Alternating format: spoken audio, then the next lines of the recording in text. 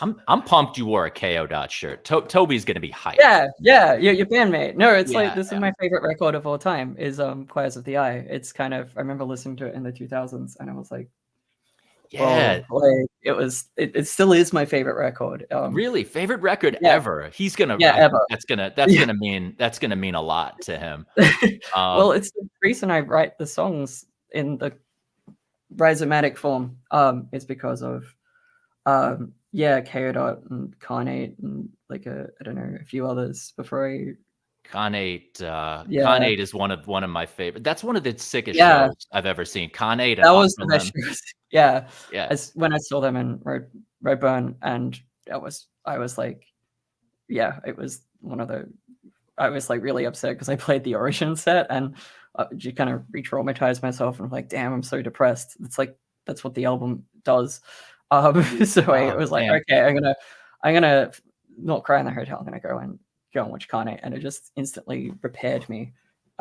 It was just incredible. I love Kanye so much. So like, Oh my god, yeah, no, unbelievable. It's like, yeah, for me when I first saw them, like I hadn't heard them yet, and so it was like, it was kind of, it almost made me think of like Morton Feldman or something. Just the amount of yeah, and my experience of time while it was happening was, is like that playing with time. Like I just had never heard doom.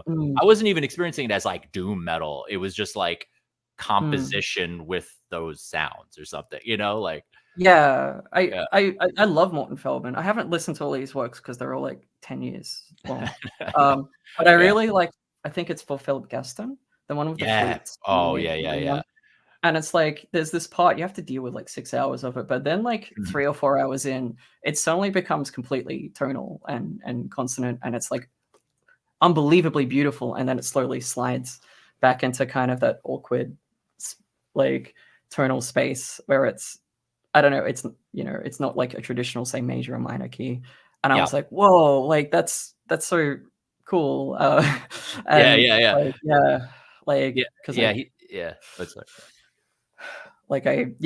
really like a lot. I like a lot of modern classical quite a bit, and I would imagine because we haven't talked about it, but I kind of just like gathered that from your stuff. I want to. Oh, you said like a whole, like several things at the very beginning that I'm like I want to come back to that. I want to come back to these things. But the first thing. So Choirs of the Eye, right? So Choirs of the Eye, favorite record. I figured you like KO Dot because we gabbed a little bit about KO Dot, but favorite record. And then you said that's why. Did I hear you right? You said that's why you write songs in the rhizomatic. Yeah. Can we just do that? What does that mean to you? I have my ideas. Well, but there's a few kind of, I remember like basically when I was like a teenager, I was a scene kid. Basically, I was like dressed in like emo, kind of still am, but like, I got bored of metalcore very quickly. Other than like Converge and the real, mathcore stuff that still slaps, but like a lot of the other stuff, I was like, and then I just discovered like grindcore and doom, and ruined my life as it does for all of us. And then like afterwards, I think it was I was just on MySpace because I'm old. I'm fucking old. And I bumped into KO, and I bumped into KO, and it was roughly when they released Don't Touch Dead Animals, the split. And I remember listening to that, and I was like, wait a minute, this can be done. And then I went back and listened to Dowsing Enemy of Copper Tongue and Choirs of the Eye, and I just was crying profusely. It was like the most beautiful thing I've ever seen, is those early KO things. Then I discovered Secular Works Volume 1. And I was like, whoa, what is that guitar tone? And I think it's like a baritone. Just a Dan Electro baritone, but very little distortion. Well, that's what I use, a baritone for most of my recording, because that was like, I don't want a 7-string like Korn. I want I don't want I don't want like a normal 6-string because of it gets floppy strings even if you adjust the tension. I want an actual baritone, and I got like I could show it, but I don't want to move because I'll maybe later. Like I've got a electrical guitar company baritone, like a standard series 1 30-inch neck. And it's like one of my 2 babies, and it's got the P90s to get that twang in it. So I was like, hearing it in Carnate as well, like a lot of like aluminum necks was just like, you know, the weirder the guitar tone, the more I'm going to listen to your music. Like, right. That's funny. Because I'm originally a guitarist. Yeah. Yeah. That's cool. I never actually thought of like as of Extra Life as having like a really weird guitar tone. I sort of thought of it as, I don't know, it's kind of like, yeah. It's used cool. weirdly because you got these spidery, especially like in actually all your compositions. Like but I remember bumping into that and just around the same time I bumped into Chaodot and this kind of whole world and Z's as well as I think your other project and a whole bunch of other things. I think Dysrhythmia and hearing this kind of things that are metal adjacent but not quite metal adjacent.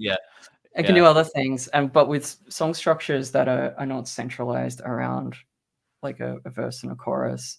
And I really also like albums that are interconnected as a whole. So like for me, like Pig Destroying Converge's records, say like Terrifier, Prowler in the Yard.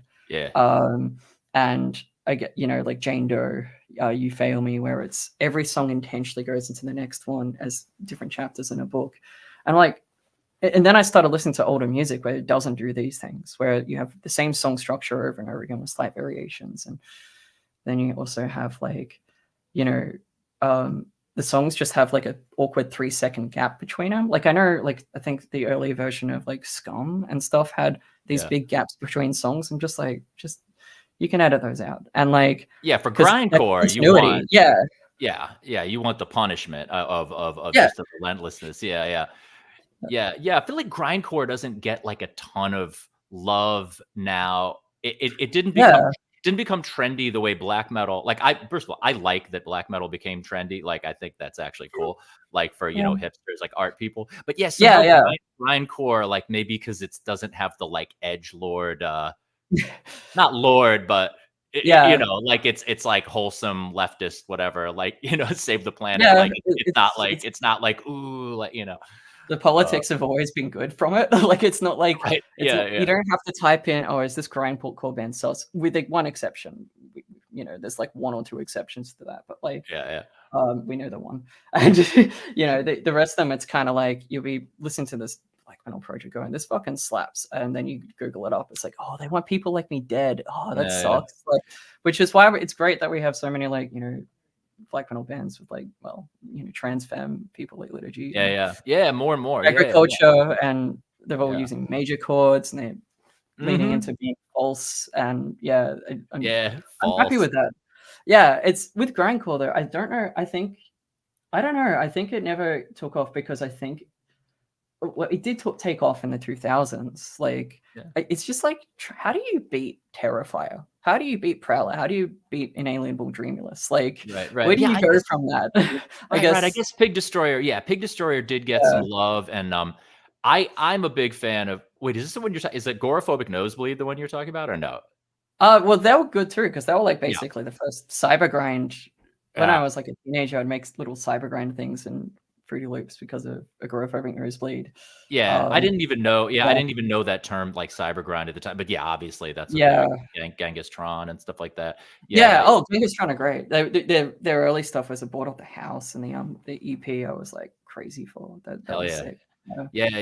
Because there's definitely like I hear some screamo. Like I could definitely see the scene roots in Uboa, you know, but I mean the rhizomatic, you know, that kind of song structures that just go all over the place. I mean that's always been this thing that I loved about, I mean, death metal, grindcore, less not usually actually black metal as much, but like but like a technical death metal, you know, this stuff where it's like you're dealing with really crazy songs, non-traditional song structures, but it's coming from a non-academic, like non-forced, you know, it's just people like arriving at it naturally through curiosity, you know, not through like, through boredom. I have to do this. Through boredom. But boredom, because you're just like, oh, I have to do another verse, chorus, first song. And like, I've done verse, chorus, first songs. I like to switch it between the two, but it's kind of like, I don't know, like it's the same problem we're having in music recently where we've run out of notes in the 12 equal temperament EDO scale.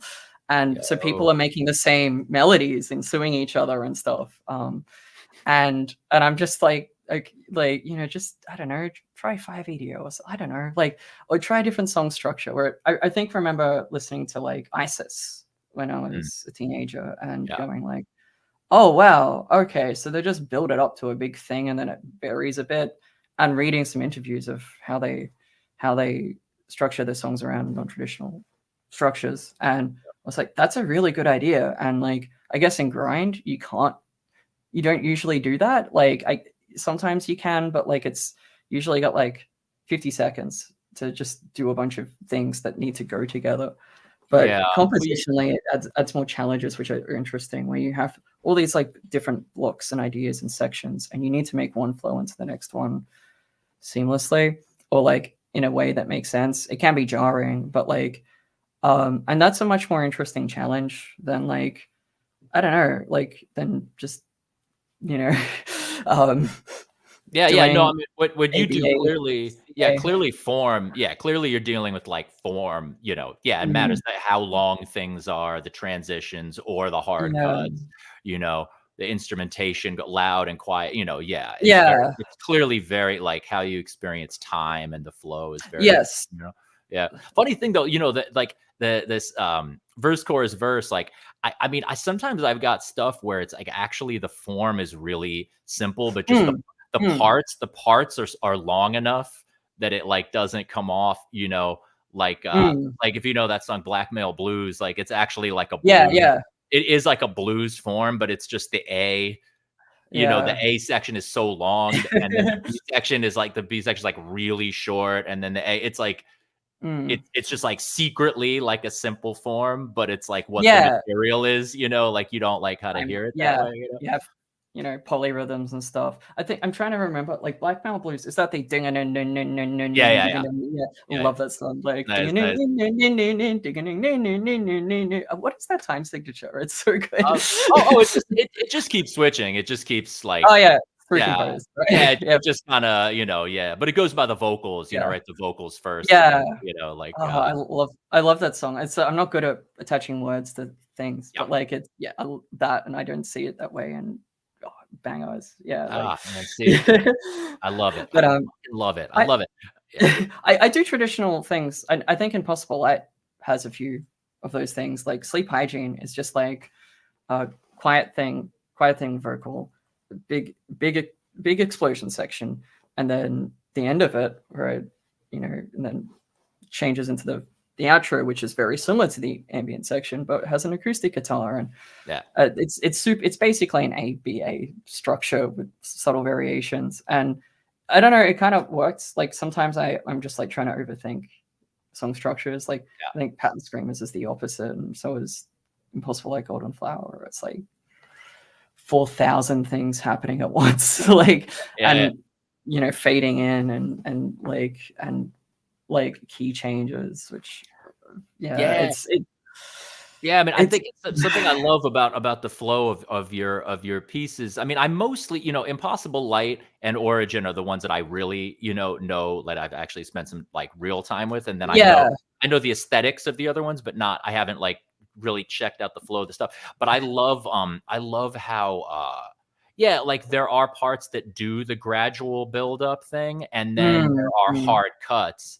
And it makes the fact that there are these like hard cuts, it makes the build-up ones like so much more effective and like unpredictable. Like you don't know, like hard cuts have this like traumatic, like this like negative like it's like annihilating what was happening, and then there's this more human element with the the more like slow build type stuff, to me, that's what makes it sort of different than like a noise out. Like, I don't know, genres. It's like I don't like genres, but then I'm always talking about genres because the labels represent elements of a thing. Like what you do does not fit into a clear genre, but it has elements that you definitely could be like, okay, that is noise, that is black metal, but then the whole thing is out of a category. But like it never has the noise element of like everything's just a slow build up. Obviously, it's going to do this. There's the heart, like the sudden versus the not sudden is like very, very big to me on your records. Yeah, that's intentional. I also realized the other time I used a lot of very normal song structures as The Flesh of the World. The little EP I did 2020, 21, like during pandemic, which was basically like standard song structures. And I don't know why I did it.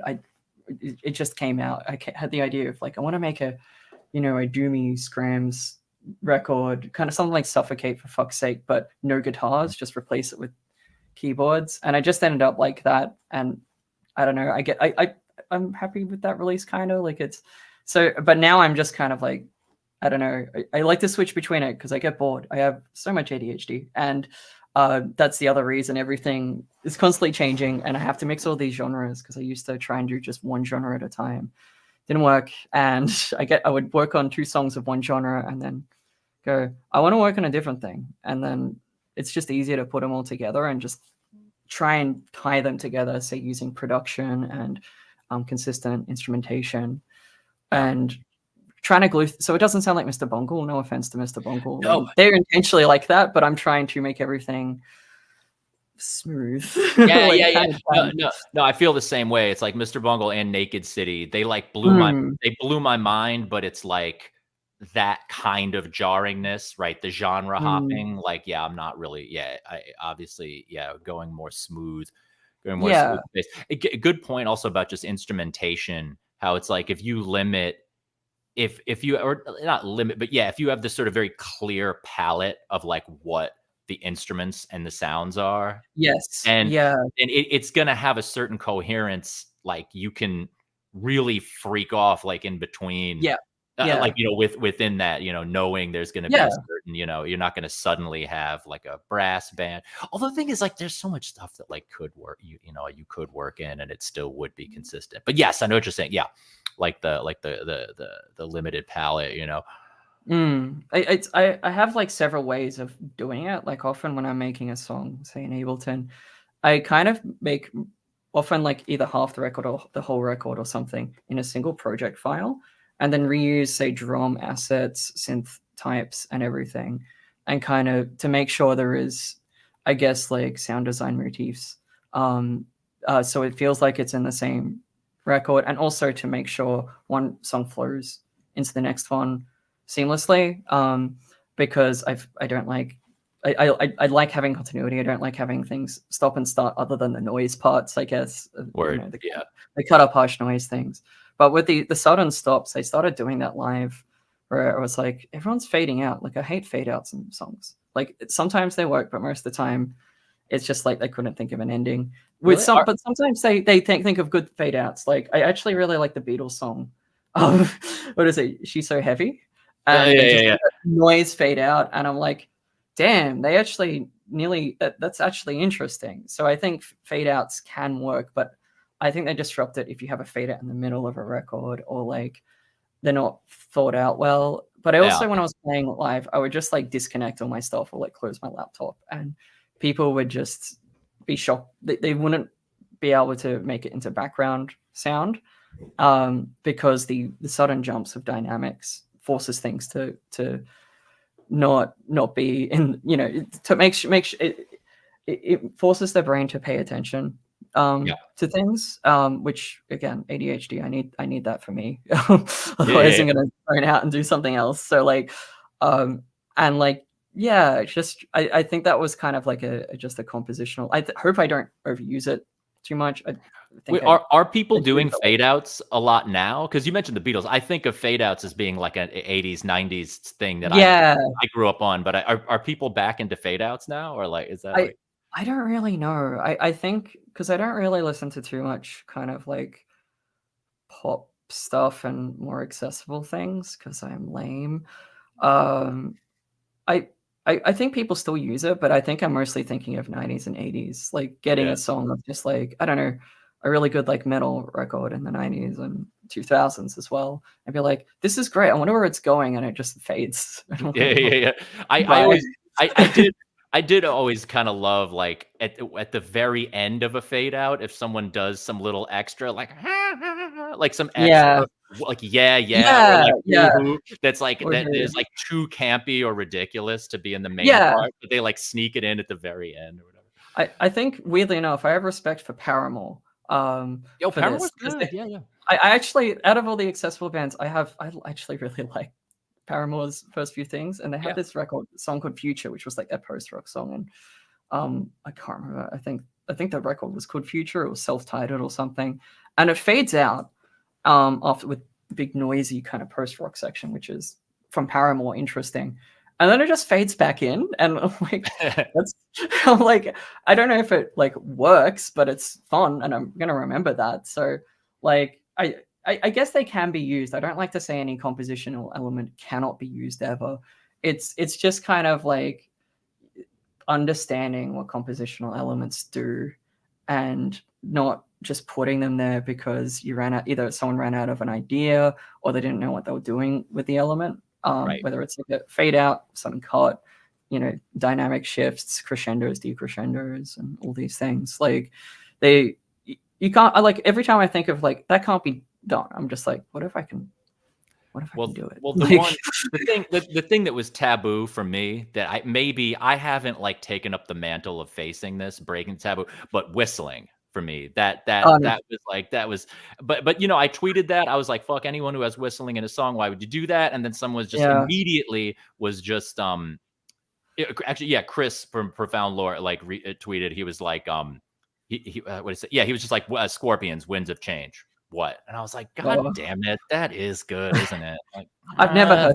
you I've never you don't listened to remember them. that song? No, Well, see, yeah, no. I think you're kind of younger than me, that because you don't remember that's "Take Me to the Magic of the Moment on a Glory." It's hokey No. as fuck. It's I it's like Berlin walled out, like like okay. 1989 in 1989. Like, hey man, the 90s are coming. The wall just fell. Anyway, um, word. I've heard like there was a local band who had a doom metal band who had whistling. They actually did it pretty well. I also remember that song from, I don't know if you are a video gamer, from the game Deadly Premonition, and they have this song going just like whistling over time with like it's meant to be a David Lynch kind of Yeah. like song, and it's so goofy and it plays for like half the game, and I was like, that works because it makes you kind of uncomfortable. It makes it whimsical and kind of dumb. And that's kind of the one of the times I heard that was good. Maybe Yeah. I'll try it. Maybe I'll try whistling in a song. I can't. Yeah, I can't whistle, so it's probably why I hate it. No. Yeah, I'm about at the same chops level as you are whistling wise. But I mean, I guess now that we're talking about it, probably like polyphony, some medieval style. Like if you had like two whistlers who were like mad, like in tune and could like anyway. Yeah, I haven't. Yeah. Yeah. I mean, there's like, yeah, I don't even know what like what emotional thing does that conjure up? Like like Whimsy. carefree, whimsy. Yeah, it's Whimsy. just like, I don't Yeah, know. Yeah. it's whimsical, but also you can like, I don't know, you put the whimsical thing and you put a bunch of horrifying sounds next to it, like, I don't know, gore, and then Yeah. you've got a new emotion. Usually if you put the kind of the whimsical thing next to the horrifying thing, it makes it more horrifying, I've noticed, because Certainly, it provides yeah. a semiotic contrast between the two. And that's an interesting idea. Maybe Yeah, I'll David think Lynch. That's very Lynchian. yeah. Yeah, for sure. But yeah, I don't know. I like, yeah, I think dynamics are like the most important thing in music. I think unless you're like doing like Vormier, doing harsh noise wall, when it's making a point about lack of dynamics in a way that is, it's really compelling. It's a really good art project. I come from very much like, I know, the Kazumuda Endo kind of like, Don't know. facial Yeah. mess, cut up harsh noise tradition, but not, I wouldn't say tradition, but it's a genre where it's like if you just like extracted all this ADHD from someone's brain and then you squeezed it into like a DoD pedal and then you just turn it on and off again really rapidly. It's really good. And then you hard pan it. Why not? Like, and make your ears do things. And that's where all the kind of the cut up stuff thing, all the like, I don't know, weaponize dysphoria, please don't leave me. It happens a bit in a puzzle. Sky May Be has all of it. What's that Yeah. artist that you're talking about? The artist that does this? Yeah. Wait, who were you referencing? Because I didn't. I Oh, so wasn't like, familiar. yeah, like Kazumoto Endo is like a Kazumoto Endo. yeah, Yeah. yeah, Okay. yeah. He's a kind of helped J noise artist, and he was very interested in just slicing things and Yeah. seeing what happens when you take dynamics to its extreme of just stop start Yeah. left right, and Yeah. then Puzzle. Yeah. yeah Puzzle has that. Right. Puzzle weaponizes yeah for yes. That's right. yeah. Except a lot of that cut up noise was very kind of it was done through analog setups like pedal setups and using like XYZ. Was it? There's these kind of like XY controllers. So I have a little joystick and they go between 4 input channels. And I used to do stuff like that, but I found like doing it on a computer not only was it easier, but also it meant I could make the noise less kind of like, I guess, analogy and less like I wanted to make it more glitchy and kind of futuristic, kind of I hadn't really like almost like breakcore, and I hadn't heard of breakcore at the time. And then I started being invited to play all these breakcore shows. And I was like, "What's breakcore?" And like because I was so stuck in like the metal scene, like yeah. And now I know like breakcore a lot. Like no, this is good because like I guess we talked about this a little when we were chatting that that what it strikes me as hi-fi. Like it's brutal. Your music is brutal. And it's not, because I was wondering, I was like, this does sound like it's not hardware. This sounds like it's in the box. So I was right about that. That you, No, because like I love that because I actually don't really know. I know what breakcore sounds like. As a genre, I don't really know. But one of the. This is the oh god, you can need to prepare, but this is my boy. It's a mononome grid from like 10 years ago, and all it is 120 notes that turn on and off, that are MIDI 0 to 127, and they just activate different slices. These slices have so many randomizations, so when you press it over and over again, it changes a lot. Okay. And trying to make it hi-fi was intentional because I was like, why does noise have to sound like, like a design for analog tape? Like it's it's obviously really cool. Like there's it's like this things that sound kind of got that tape graininess and everything it's something very wonderful about those genres. Like however, like I just was like, what if we tried something different? And then I did that with the slicing. I did it with other forms of noise as well, some more constant noise. And I was like, whoa, what this is cool. And like it's that's kind of what I do. That's kind of one of the little things I like to pepper in a song when I can.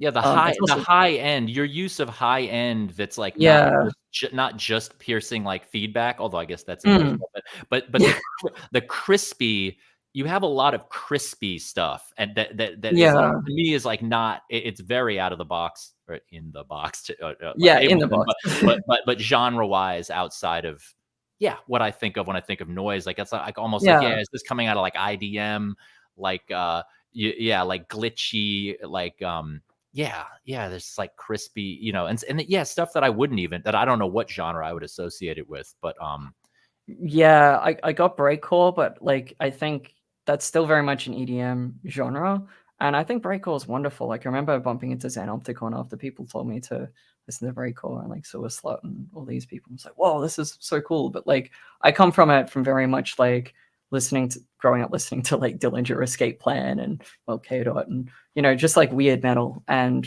hardcore and like scrams, and so I don't really have that EDM background. I had to reverse engineer my way into it, which is interesting, but like it's I just bumped into that and I was like, hang on, like sometimes you distort things less, and sometimes if you control the high end. I actually think I have a lot less high end in a lot of my stuff because I'm very sensitive to those frequencies. Like I often have to mix around my like autistic hearing sensitivities, and it's actually kind of like a blessing in disguise because it's like it means I spontaneously kind of like mix out annoying things often, unless I want the annoying thing to be there for a bit. But if I'm listening to like my own mixes like 100 times, I don't want to tire out my ears with like frequencies that make me a bit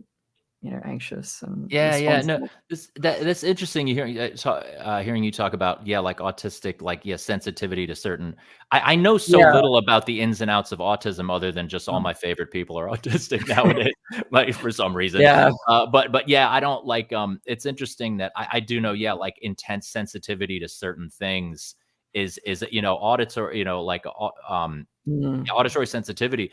But that's interesting that you're making such brutally harsh music and Yeah. maximalist music. It's not like just Yeah. one tone. So it's like, is Yeah.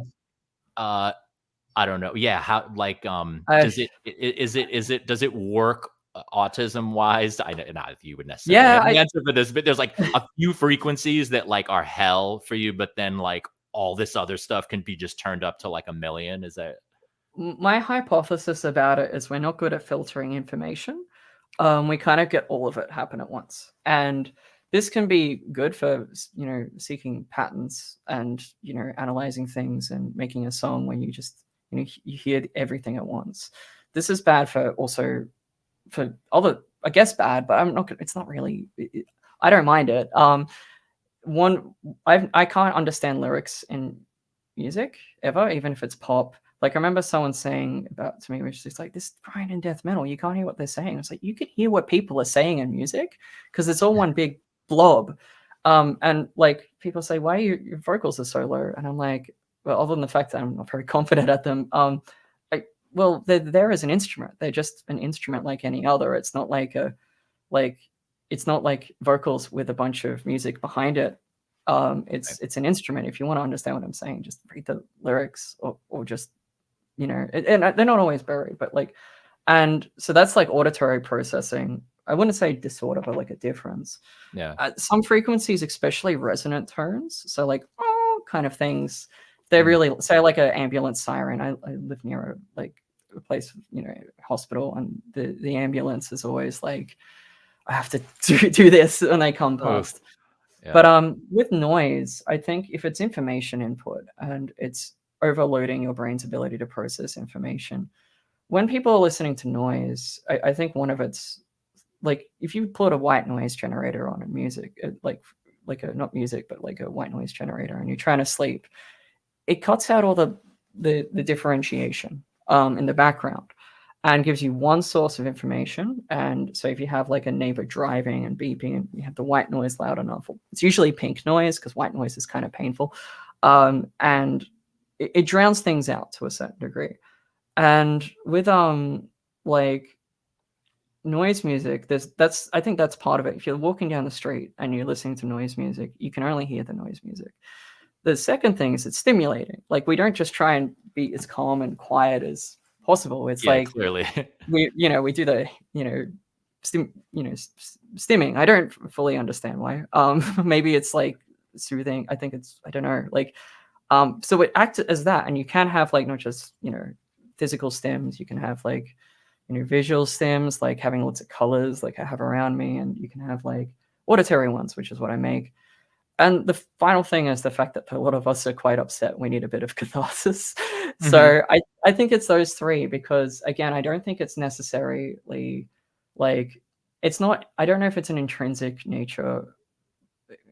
aspect of music that is like some autistic people fucking hate what I do, which is fine. Like it's a spectrum. You either have Yep. like the science and maths kind, or you have noise.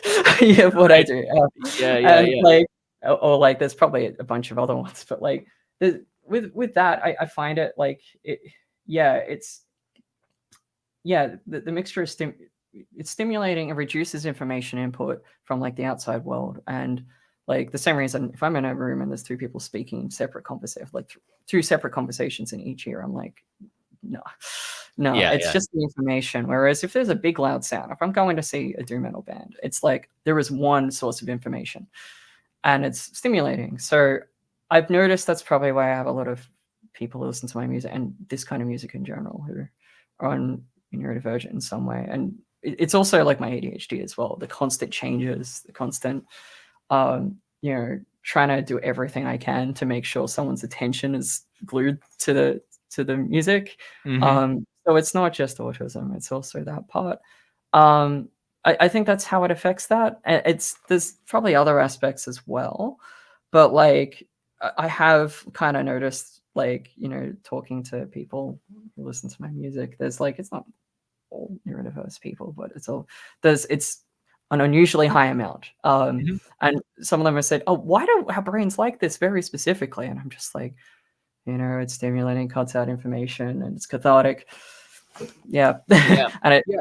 Yeah, someone was saying that, or I read somewhere that they were like, not only is Origin of My Depression, not only is that kind of like a cult, it developed this sort of cult following. Yeah, I mean, I don't yeah, know, like not cult, like you're a cult leader, yeah, but just but a somewhat unified thing, community, I guess people said online of discussing neurodiversity or neurodivergence, yeah, like in kind of. in music. Is that, I mean, did you find that it kind of like there were things that weren't being talked about as much online that kind of, I know you're maybe modest, Yeah, you don't want to be like, I started, maybe that's not your uh no, just no. your sort of like temperament, but somebody did online. They were like, oh yeah, Origin of My Depression and Uboa, like that was a turning point in, like, I don't know, discourse or something about neurodivergence Oh, around I, music. Is that I wasn't. Not with the Origin, because when I made it and released it in 2019, I wasn't diagnosed yet. I didn't know. I had suspicions, and I was having terrible mental health issues. And yeah. like, I won't go into them, but like, it was just like, I didn't realize I should have realized, but the self blindness to one's own neurodivergence is kind of part and parcel with it.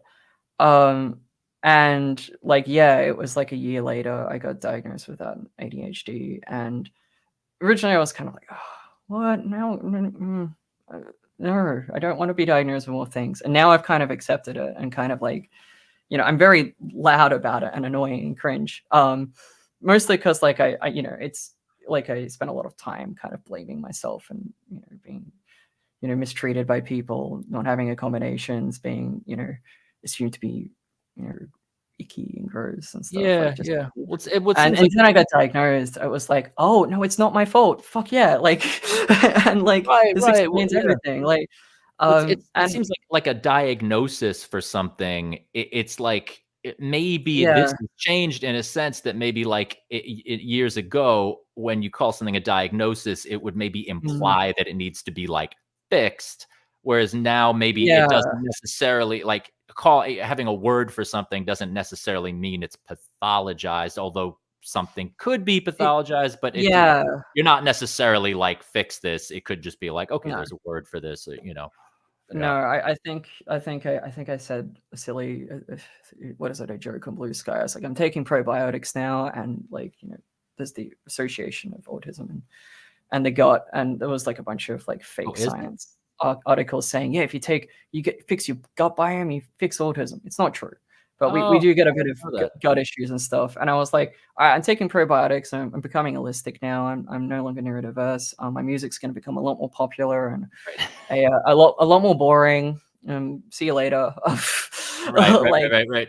but it's Right. not. It's not really. Yeah, it's kind of interesting, like, to see how much this things have changed since. Like, I don't think people should be diagnosed. I don't see it as purely pathological. It can be comorbid with so many fucking things, and there's some aspects of it that are genuinely not great, and there's other aspects which are. Hence, it's not really considered a mental illness or neurological Yeah, disorder anymore. But it right. does, yeah, the comorbidities can be rough, like, stomach issues, hypermobility, which Well, only have. that I did not know that Yeah, actually. Anything about this gut, what is just like a yeah. general, There's like, so many. just irritability of the Yeah, stomach or whatever? eczema, like, there's so many comorbid syndromes associated with the genetics of it. And gender variance and queerness is often associated with it too. And I like, do wanna talk about that too. I didn't wanna yeah, be gauche and bring up, neuroqueer. high voltage things. Yeah, But just one thing just about the gut, I'm just, like, fascinated. It just 'cause, like, things that yeah, just never occurred to me. Like, 'cause yeah. you have a lyric about, like, what is it? About, like, unwinding your intestines or, Oh, yeah, sort of from a like, puzzle, pull yeah. yourself open, and undo the knots of your bowels. I think maybe that's, I don't know, like, I just Is that had no? that lyric because it was like, what does that mean? That's like, it's undoing, like, notes. It's like a puzzle. The organs of the puzzle, I think. It is about embodiment, I guess, and like flesh and being embodied, and how that is it's a puzzle, and it's kind of vague. I didn't want to add any more lyrics or context, and I think people can read into various different ways of it.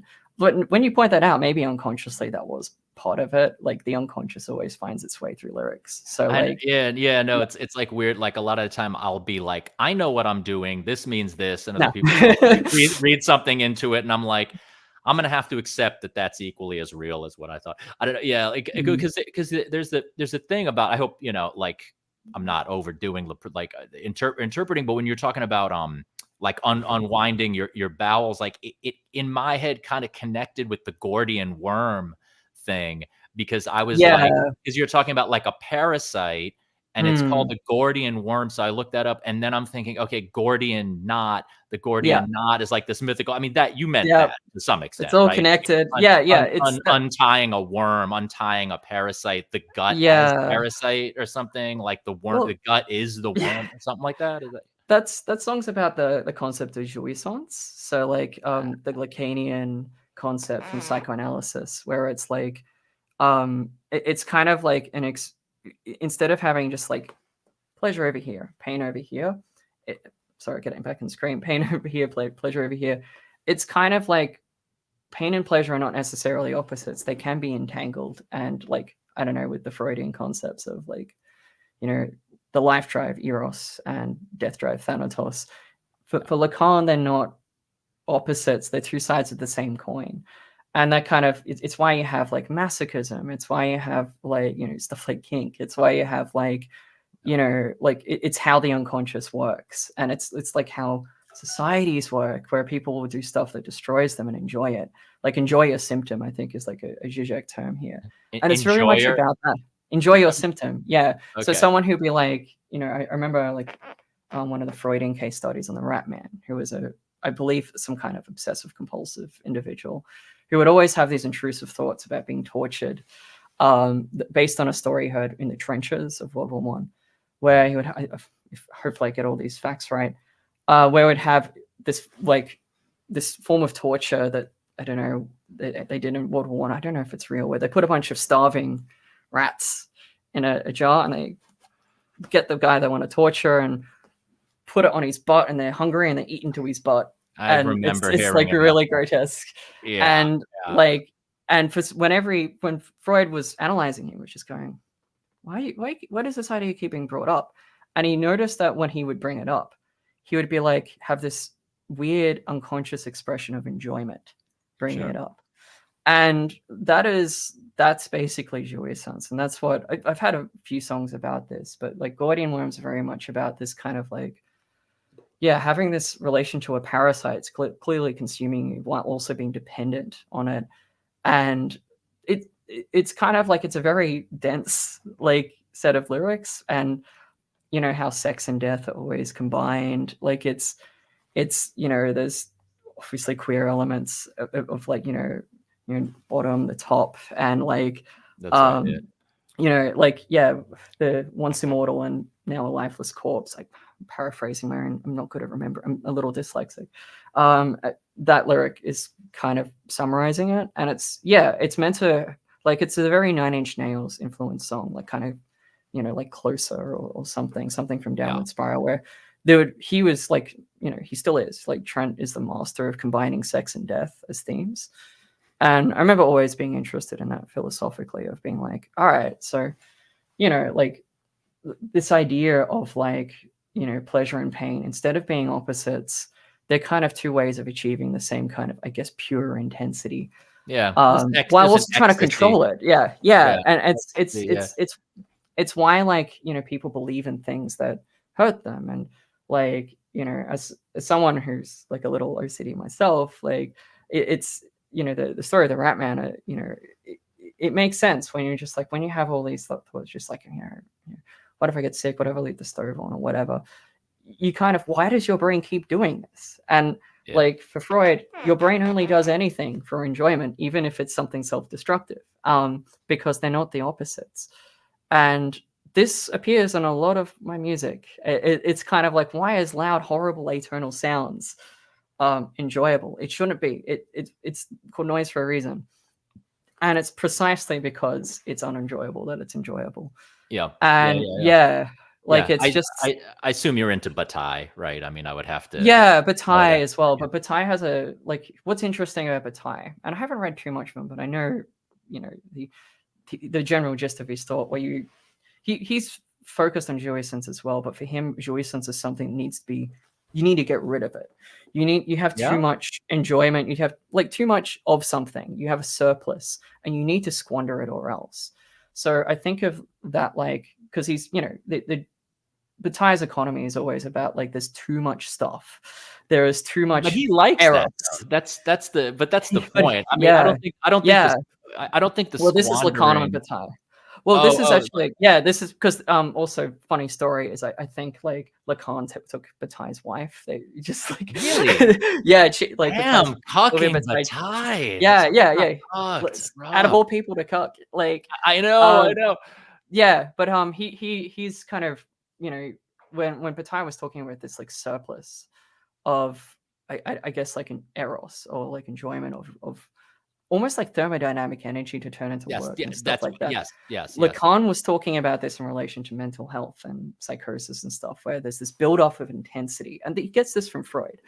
Or this build-up intensity, you need to get rid of it, otherwise it overwhelms you. So think of it as like an itch. Like you get a little, you got eczema, which I get a lot of. You have to itch a thing. And if you longer you don't itch, the more it builds up and the more you get overwhelmed. And then you need to get rid of it. You need to squander it by that. That's the buildup, I guess, of this jouissance. And with autism, that's why we have meltdowns and shutdowns and everything. We have this too much intensity, whether it's information coming into our heads or like just too much emotion, which may often not great at reading. And then we're like, what do we do if we don't launch it out like in a meltdown or like, I don't know, a noise song or something, or then it gets internalized, launched into yourself, and you get I guess like you have to shut down, you get exhausted because you've just like overloaded your brain. And if you keep doing it, you burn out, and if you keep burning out, you get new physical health problems. Like it's great. The thing about excess, though, I mean, I don't, sometimes it's hard with these thinkers to be like that they're into something. Are they, do they think they think something is good or bad, or are they just interested in it? Because I mean, I know with Bataille, like excess is part of this ecstatic thing. It's a part of like ritual and transgression. But I guess also there's a sense that because when he talks about squandering this excess, I mean, it is that's Lacan. That's Lacan talking about the word squandering. I think I'm quoting him there. Well, they're in dialogue. Because Bataille's thing is like the squandering of this stuff is the squandering of excess is itself ecstatic, and there's like a jouissance in that. But then I guess there's also the sense that then things return to normal, like that thermodynamic. I mean, what was Lacan's? Because I think I might have missed something. Were you talking like not just that Lacan literally cucked Bataille in real life, but that he But what was his criticism of Bataille, or did you say he had a criticism, or no? Is it for starters, like? I don't know if it was a criticism. I think he's like a magpie. He borrows different things from different people, not necessarily with credit, and then uses it using it in thought. I think his idea of jouissance is very much influenced by Bataille. And like, I think his criticism is jouissance and this build-up and excess is not a good thing. He believes if you have too much of it, this is a Freudian point. Like Freud's earliest work was all about like his idea of the pleasure principle. It's not just like, more dopamine, more like, I don't know, like just like enjoyment, just pure pleasure and stuff. For Freud, pleasure is specifically about the discharge of this kind of like uncomfortable buildup of say if you're like thermodynamic. It's thermodynamic. It's very much thermodynamic, where you just like you're like hungry and you don't eat for a bit, and assuming you're not on like an ADHD medication that suppresses your hunger, but like you're getting hungry and you're just like, no, I don't want to eat just yet. And it builds up and builds up and builds up and becomes uncomfortable. And pleasure is simply, you eat and it's a discharge of it. Pleasure is a negation for him. It's just this absence of this discharge. And it's squandering. You have to build up as you wish to get rid of it. And that's kind of like the main distinction, I think. Again, I haven't read too much Bataille, but this is like, I mostly come from it from a psychoanalytic. Yeah, I've barely read any Lacan. In fact, I don't even know Lacan. I just know the elevator pitch. The elevator pitch about the mirror stage. I mean, I sort of have there's so much more, and he's not the best person to explaining himself. Like I think it's a bit like Hegel. Like all these thinkers, like they're very difficult and dense, and in ways I think they could have improved upon, but I don't think they're kind of complete charlatans. I do think they have coherent ideas, but I also think Lacan did not care about explaining himself clearly. He was just he was a punisher. He was like, I'm gonna they're punishers. Yes. He's a punisher. He was just like continental philosophy. They're punishers. He doesn't.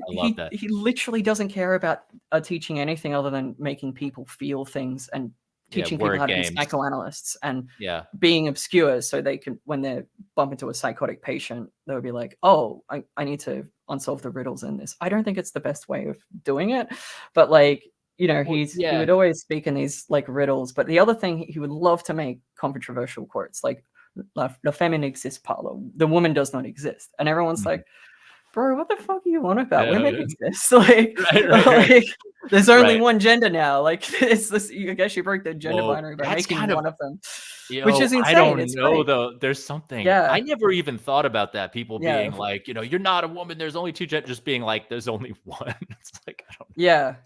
Oh yeah. Someone's like, until beyond the pleasure principle, where whatever should be discharged not only can be, but forces itself on the system. Yeah. Like, and it is this.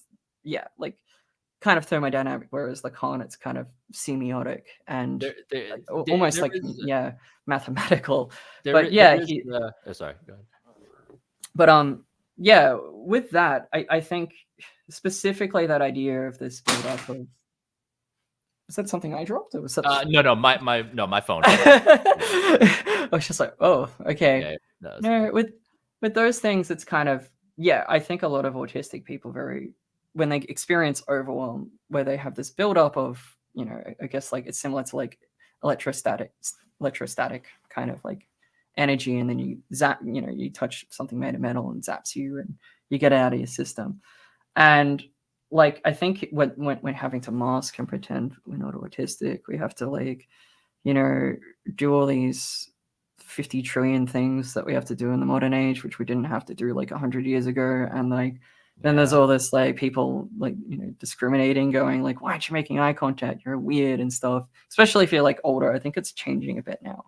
And then you have all this information your brain doesn't spontaneously filter and process, and it just builds up this sense of too much, and you need to get rid of it. Otherwise, you're gonna have problems. You're gonna have, I don't know, like excess. Literally physical. Yeah, I think most people have this. It's just we have a lower threshold there. You're interested in Lacan. I'm interested in this because, like, do you think he has some kind of insight into, like, as a psychoanalyst, something that's particularly useful for autism? I mean, would he or did he? Probably awareness of autism was not really like very up, like when he was doing his work. But like, I mean, is there something about his thought that's like particularly compatible with viewing autism psychoanalytically? I don't know. I think there is ambiguities. Like, he said some pretty weird stuff about trans people too. I think I kind of distinguish like the thinker from the structure of their idea, like the system, and his ideas of like, unconscious structure, like language of, of jouissance and real, symbolic, imaginary, and like, the fundamental function of lack and in desire and enjoyment and drives. This stuff's all pretty cool, but sometimes like he would say some shit like, "Oh, trans women are psychotic," which was like, okay, so he did think that. He wasn't great in all these things. And when it comes to autism, it was a very undeveloped field. It was until basically like the 2010s. But there are people who are, I guess you could say, Lacanians, who are fixing some of those issues. But I don't consider myself purely a Lacanian. I'm very influenced by him, but like I don't fully follow just one continental thinker and be like, Yeah, you're my new guy I'm following. I think Yeah, that's no, it's sure, not sure, how philosophy works. It's sure. so I have criticism of some of his stuff. Same with Zizek. Zizek's become I don't know. I haven't been keen on what he's been saying about trans people either. But I also like the idea of using someone's thought against their beliefs. Like, kind of like, like all the queer readings of Freud. And Freud, he wasn't a homophobe. He was actually one of the earliest proponents against conversion therapy. Is that right? Didn't know that. Yeah, Right? that's correct. Like, yeah, there was this mother who was like, "Hey, my son's gay. Can you fix him with your? He's got a neurosis. He's gay. Can you fix him?" And it's like, he was like, "Why? Why? Like, you got all these like great thinkers like Socrates and stuff are all gay, and they contribute a lot to the human race. Be proud of your Yeah, son." It's literally that's stuff he cool. said. I like that. I But didn't know that. he Yeah. did pathologize gay people at the same time, like he, as a form of perversion. But also he pathologized everyone, to be fair. And it was still like his discussion. Homosexuality and transsexuality were not differentiated. Yeah, at that point. Yeah. No, of course. So Yeah, there's a lot of outdated things, but I think a lot of these tools can be useful. Like for me, above all, the unconscious is just like really like very important. And yeah, someone's saying ADHD is a cortical understimulation. Yeah, of course. Like, the dopamine absent, it's an oversimplification. But that's kind of like you have like the surplus of energy autism and then ADHD, which like I think most people with autism have ADHD and vice versa. yeah. Now, you have this, I guess, like perpetual, need dopamine. That's why you take stimulants, and suddenly you can focus because you're not addicted to every tiny scrap of dopamine. I think that's probably oversimplifying it, but that's kind of like, the baby side of the story. Yeah, But yeah. like it's the baby explanation of it, and we still don't fully know. But like that's the other thing I have criticisms of like psychoanalysis. You need to figure out how it goes into neuroscience and like modern It's got yeah. science. Well, Yeah, so it's more and more. Yeah. yeah, I mean, I'm interested in this. yeah. The pain and pleasure thing. Like Mm. with your work. It's sort of. I'm interested. Yeah, you're talking about the jouissance thing of like pleasure and pain, because it's like your stuff. I didn't actually think about any kind of S&M or kink stuff with it at Okay. all. I was more well, just like this. See, this is kind of clearly this is not. This is a simplistic thing, but I did kind of get a like pain is bad vibe from or that like or just wanting to suffer less or something. You know what I mean? Like when I hear the origin of my depression, I'm like, I do feel it did seem like there is a like value judgment, like just wanting to be like less depressed or Yes, or yeah. something. Right? I mean, so there is that element Except too. depression's a positive, or I guess negative feedback. It's a feedback loop where it's like a lot of people in the throes of depression want to be. They were just like, you tell them, "Hey, can you do this thing to, distract yourself, make you happy?" And I remember when I was really in that. I'm much better now, don't worry. Is like you just like want to wallow in it and like make yourself feel sadder and sadder and sadder, as if you're getting some kind of weird kick out of being depressed. There is the jouissance. And Yeah. it's the jouissance. It's not intentional. It's not deliberate. It's not it's not a cry for attention or anything manipulative like that. It's just how this stuff works. And like when I had to when I was getting out of it, it was just having to let go of this idea that having to, getting addicted to being sad, which the album was about. It wasn't off. I guess there was this idea of hope and stuff, but I was not well afterwards either. It didn't really, it was just everything was shit, but I was wallowing it. And that's why the record is like that. I'm going to make other people sad. I'm going to make myself sad for the record. If I don't sleep, no one sleeps. Yeah. Yeah. How much Thanatos can I put into a fucking like 43 minutes? Like, yeah. And it's why I don't listen to that record anymore. Because I have my criticisms of the message of the record, which is kind of like this hopelessness of the misspent youth.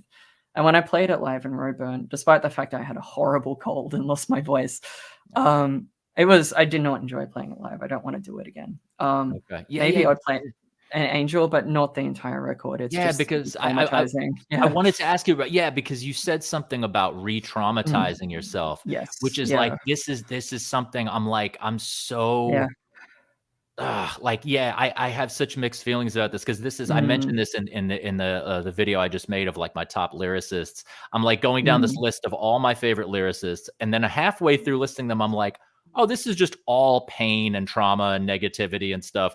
And then I just go on this tangent of just like, why is everything got to be so negative? What the fuck are we doing to ourselves? You know, mm. it's just like I don't know. My parents are shrinks, right? So I'm like, I was talking to my mom about, and she Head was shrinker.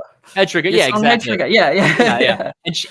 And she was going on this thing that was like, I don't think she literally believes this, but she was just like, Mm, like this whole culture that you're a part of, you wallow in pain. It's not helping you. And she said mm, catharsis is a myth. I was like, all right, that's not mm, true.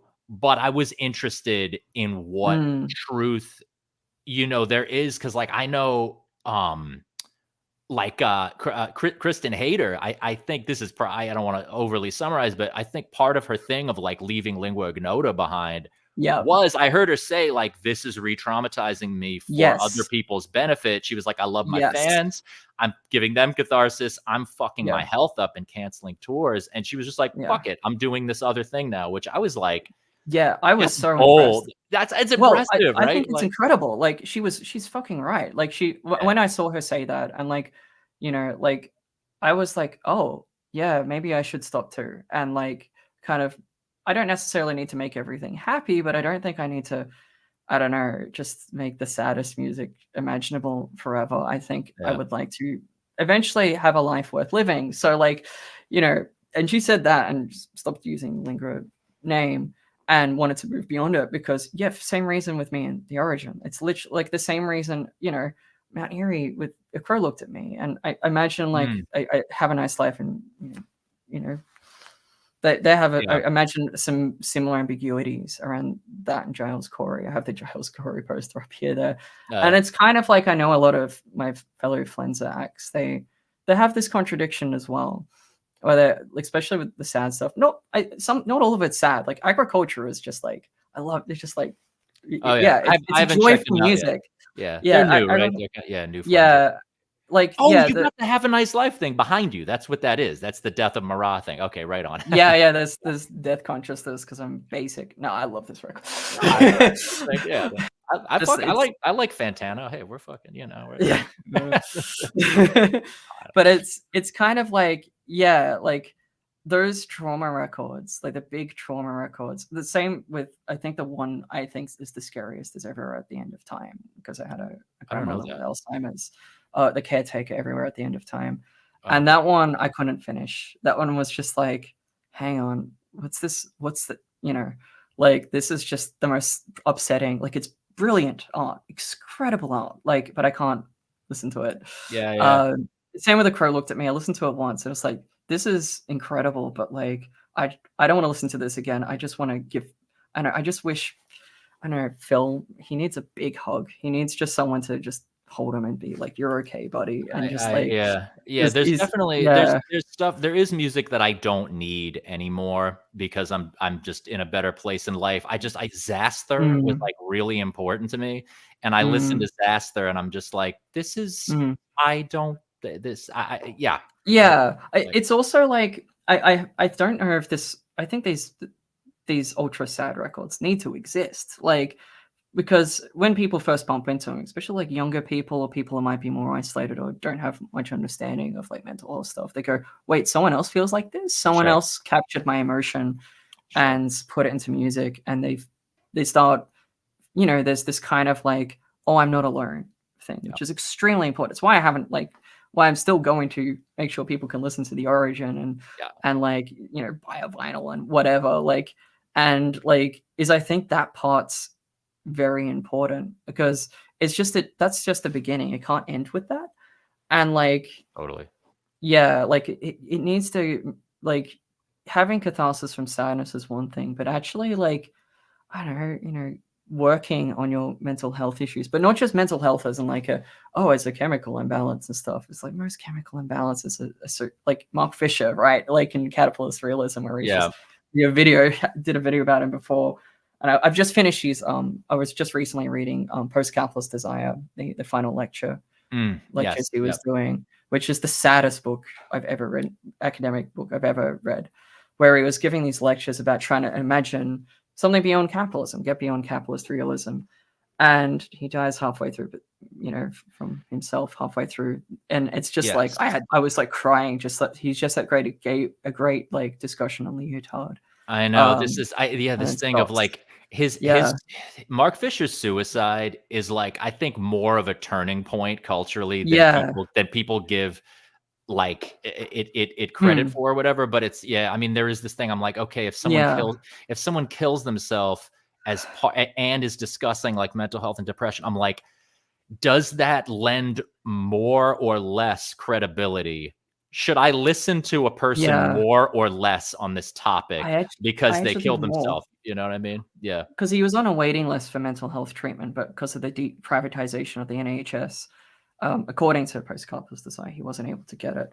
I also think, like, just because you feel like, hey, got this like piece of hope in front of me, I'm just like, what if we can, use acid communism, imagine a completely different world unrelated to our current one, where we're not, paying $400 for, a glass of water, and, like, and the planet's burning and minorities are being killed, and, entire, just all these genocides that no one's stopping. Like, I'm just seeing what's happening in fucking Palestine and no one doing shit. Good. No one's stopping it and being like, we're gonna just keep sending them fucking weapons where there's all these dying fucking children. And it's just like, cool. We do need to imagine something beyond all of this, like capitalism, imperialism, the state. But it's like, I feel like he was doing his best to try and do that. And that was his main thing he was trying to do. Yeah, imagination. Imagination. Well, that's the idea of acid communism. But like, it's also like, I think going back to his point where a lot of these mental health issues, like some of them are obviously genetic and biological in origin and stuff, but a lot of them, like especially depression, anxiety, and these kind of things, or even like the depression, anxiety that comes often with autism, these things can be prevented. We're not living in a society built for humans. And also, even if you do have something of a biological origin, so like someone with, say, psychosis, schizophrenia, they've inherited. All right, so where's the research money into helping that person? Oh, it's going to a billionaire. Oh, they're gonna just have to be on the street screaming. There is a thing with, I mean, did Mark Fisher, wasn't it that he's refused to be medicated, or no? Is that not? I don't know. I don't know if he did or didn't, but I do know he had a real distrust of the pharmaceutical industry, and I do have this. I do share this weird thing where where it's like you're not gonna, like, it's like almost deflecting from thinking about any external or societal reasons why someone might feel atomized or alienated, and just sort of privatizing. Maybe that's not the right word, because that has atomizing. Like this thing of like, oh, blaming the individual. It's I'm blaming you, but also just take some pills and it'll be cool. I mean, I take this like very low grade mood stabilizer, and even that, I'm like, they're in me. I'm trying to solve this on my own, like, but it's they are kind of working. My music still slaps. Like, I don't know, like maybe I'll just take the pills. Like, I don't know, but my distrust is like, it's so. Yeah, it's so high. And I mean, it must be even more of a fraught thing, like not just neurodivergence, but like if you're trans or whatever, it's like it's a validating. It's validating, but there's also, you're getting it from evil people or whatever. But it's like, it's the problem with like, I think modern anti-psychiatry, it needs to not be a criticism of the science behind psychiatry. I think there is, all the Scientologists and all those people are just like, oh, it's all made up. No, fuck off. Like, no, we have mapped out a lot of neurological processes behind what these things are doing. It's just the problem is like, psychology, and even to a certain degree psychiatry, are elements of a soft science, because they first of all have self-consciousness. The object being studied can also, the abyss can gaze back. So you say you're an anthropologist and you're doing, like, you're going to a tribe and the other side of the world, you're like a white person going to this exotic place to analyze them. And like, often that would be like, yeah, we can just analyze them, just, understand humanity, like, objectively. And then of course these tribes, they'll go there and they're just humans. They're just people. Like, who the fuck's this dude? Like, why is he just taking I guess this machine photographs of him. Let's do silly poses, and like let's just lie to him because it would be funny, and then that affects the paper, and then they go like, it's like, well, this tribe actually does this, and then they next time talk to them, and they're just like, no, we made it up, and it's just trolling and stuff. They have subjectivity. They have subjectivity. Like colonialism usually denies it, but they do. And that was the I'm gonna be very honest. That shit never occurred to me. Like tribes trolling anthropologists. Oh no, it's I remember that's my condescension. That's what I did. Yeah, they absolutely do that. Like it's the humans. Like it's just because they I don't know, don't have some of the technology, or don't need some of the technology that we have. Like it doesn't mean that that they're humans. They're subjects. They have self-consciousness. They have awareness of the other. They're individuals you observe, and that observation affects them, and that can change their behavior and make it less like it means it's not objective. That's what a soft science is. It's called the thing that's one aspect of it. The other aspect is complexity of large changing systems. It's why we have the soft sciences over here and the the hard sciences over there with like biology, psychiatry, and all those things kind of oscillating in the middle. It's like. Yeah, it's interesting, like, just talking about, like, technology, just the way that, like, that, you're talking about how the world is not made for humans now. It's like, it's interesting how, like, that technology has become a sort of threat to humanity, whether it's AI or whether it's, I wouldn't say that. I wouldn't say that. Like, I'm not an anti-tech person. I rely on technology not anti-tech. To stay alive. Yeah. Well, see, so when you said the world is not, suited for humans, you weren't actually technology. I'm very specifically referencing capitalism here, and that's it. Just the mode of production combined with the state. You don't think those are bound up like completely, like techno capital? Is that not so much? I guess so. That to a certain degree, but like the capitalism needs certain things for it to work, like agriculture and so on. Like, but I see like a lot of technology that we have, say like AI, right? Like it's being shoved in our faces and down our throats and ruining our lives currently. But a lot of those kind of like those forms of technology probably could be used for good, but probably not in this kind of mode of production. And the same thing with like like medication, right? Like how I see medication is not like, oh, it's meant to like dumb you down so you don't rebel or anything and don't do shit. But they could actually help you live another day so you can make a difference, right? That's the other way you can think about it, especially if you have like some mental health professionals who are not, then they don't act like cops, right? But with some of those things, with like soft sciences and like the abyss gazes back, because that's the soft sciences are soft because you have the specific example I think of is autism and transness, where it would originally be in this pathological category studied as if we're not humans. Obviously, people of color know this very well. And, the types of disabled people and, all kinds of other groups of people. And they get studied. And like, I remember like all these theories about trans, it's like, organophilia theory and like, I don't know what else they have. Like, I don't know, just like, the Lacanian psychosis theory and just being like, yeah, we've analyzed these transsexuals and seeing, this is what's causing them.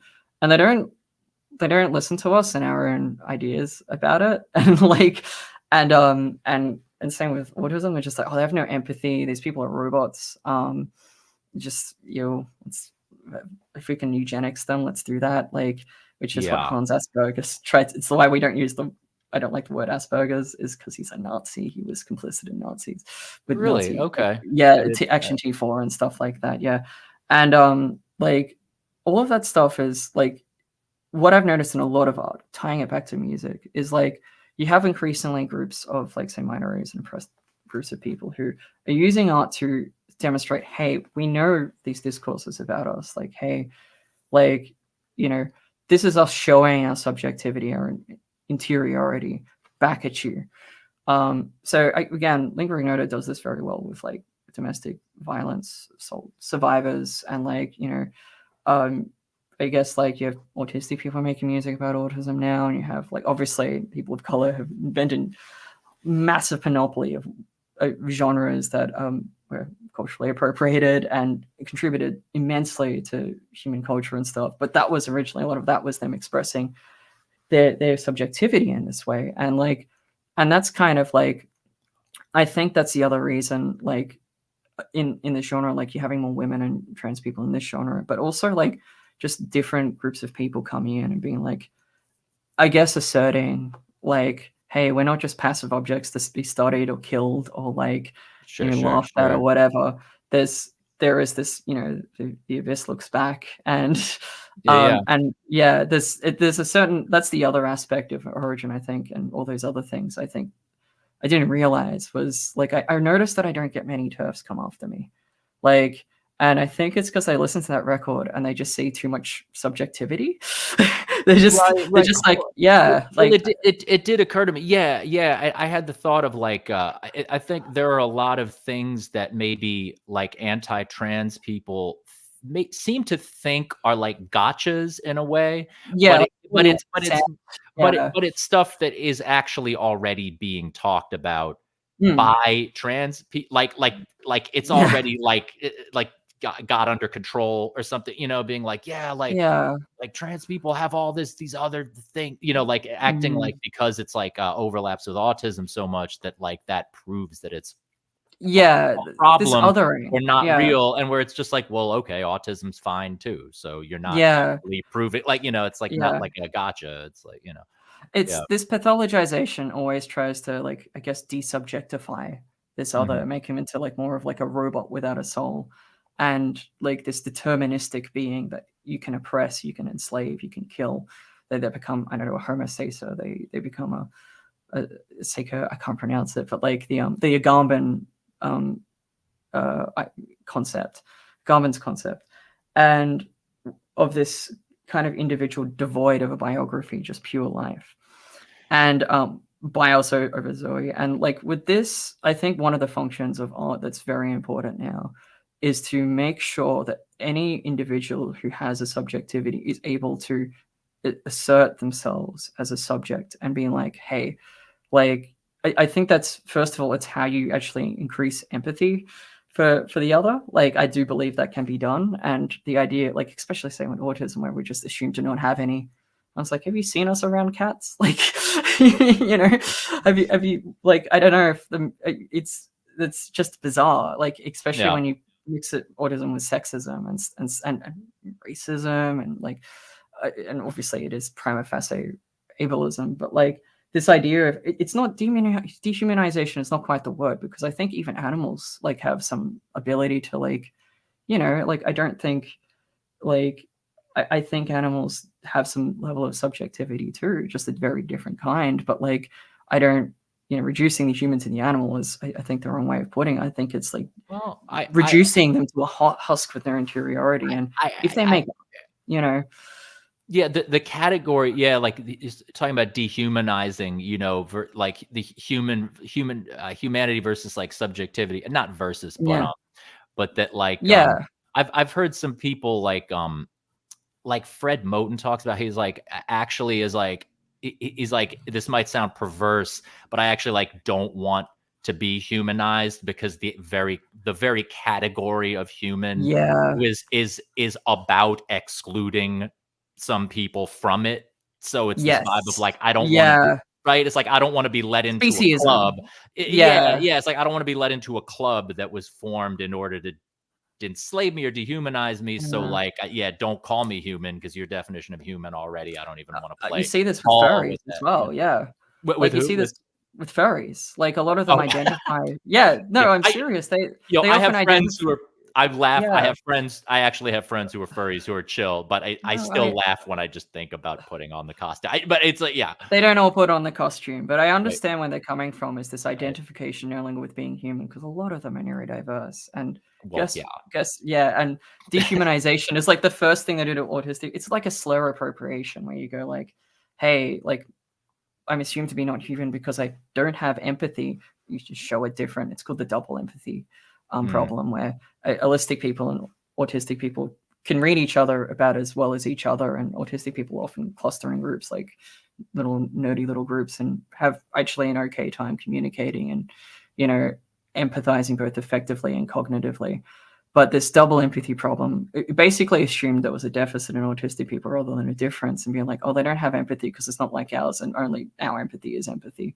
Right. And it turned out then autistic people read the papers because we have subjectivity, and we're like, what the fuck are you talking about, dude? Why do we all have cats? Like, why half of us vegetarian and vegan? Like, why are us in relationships and stuff? I mean, the thing is, I don't actually even active. like.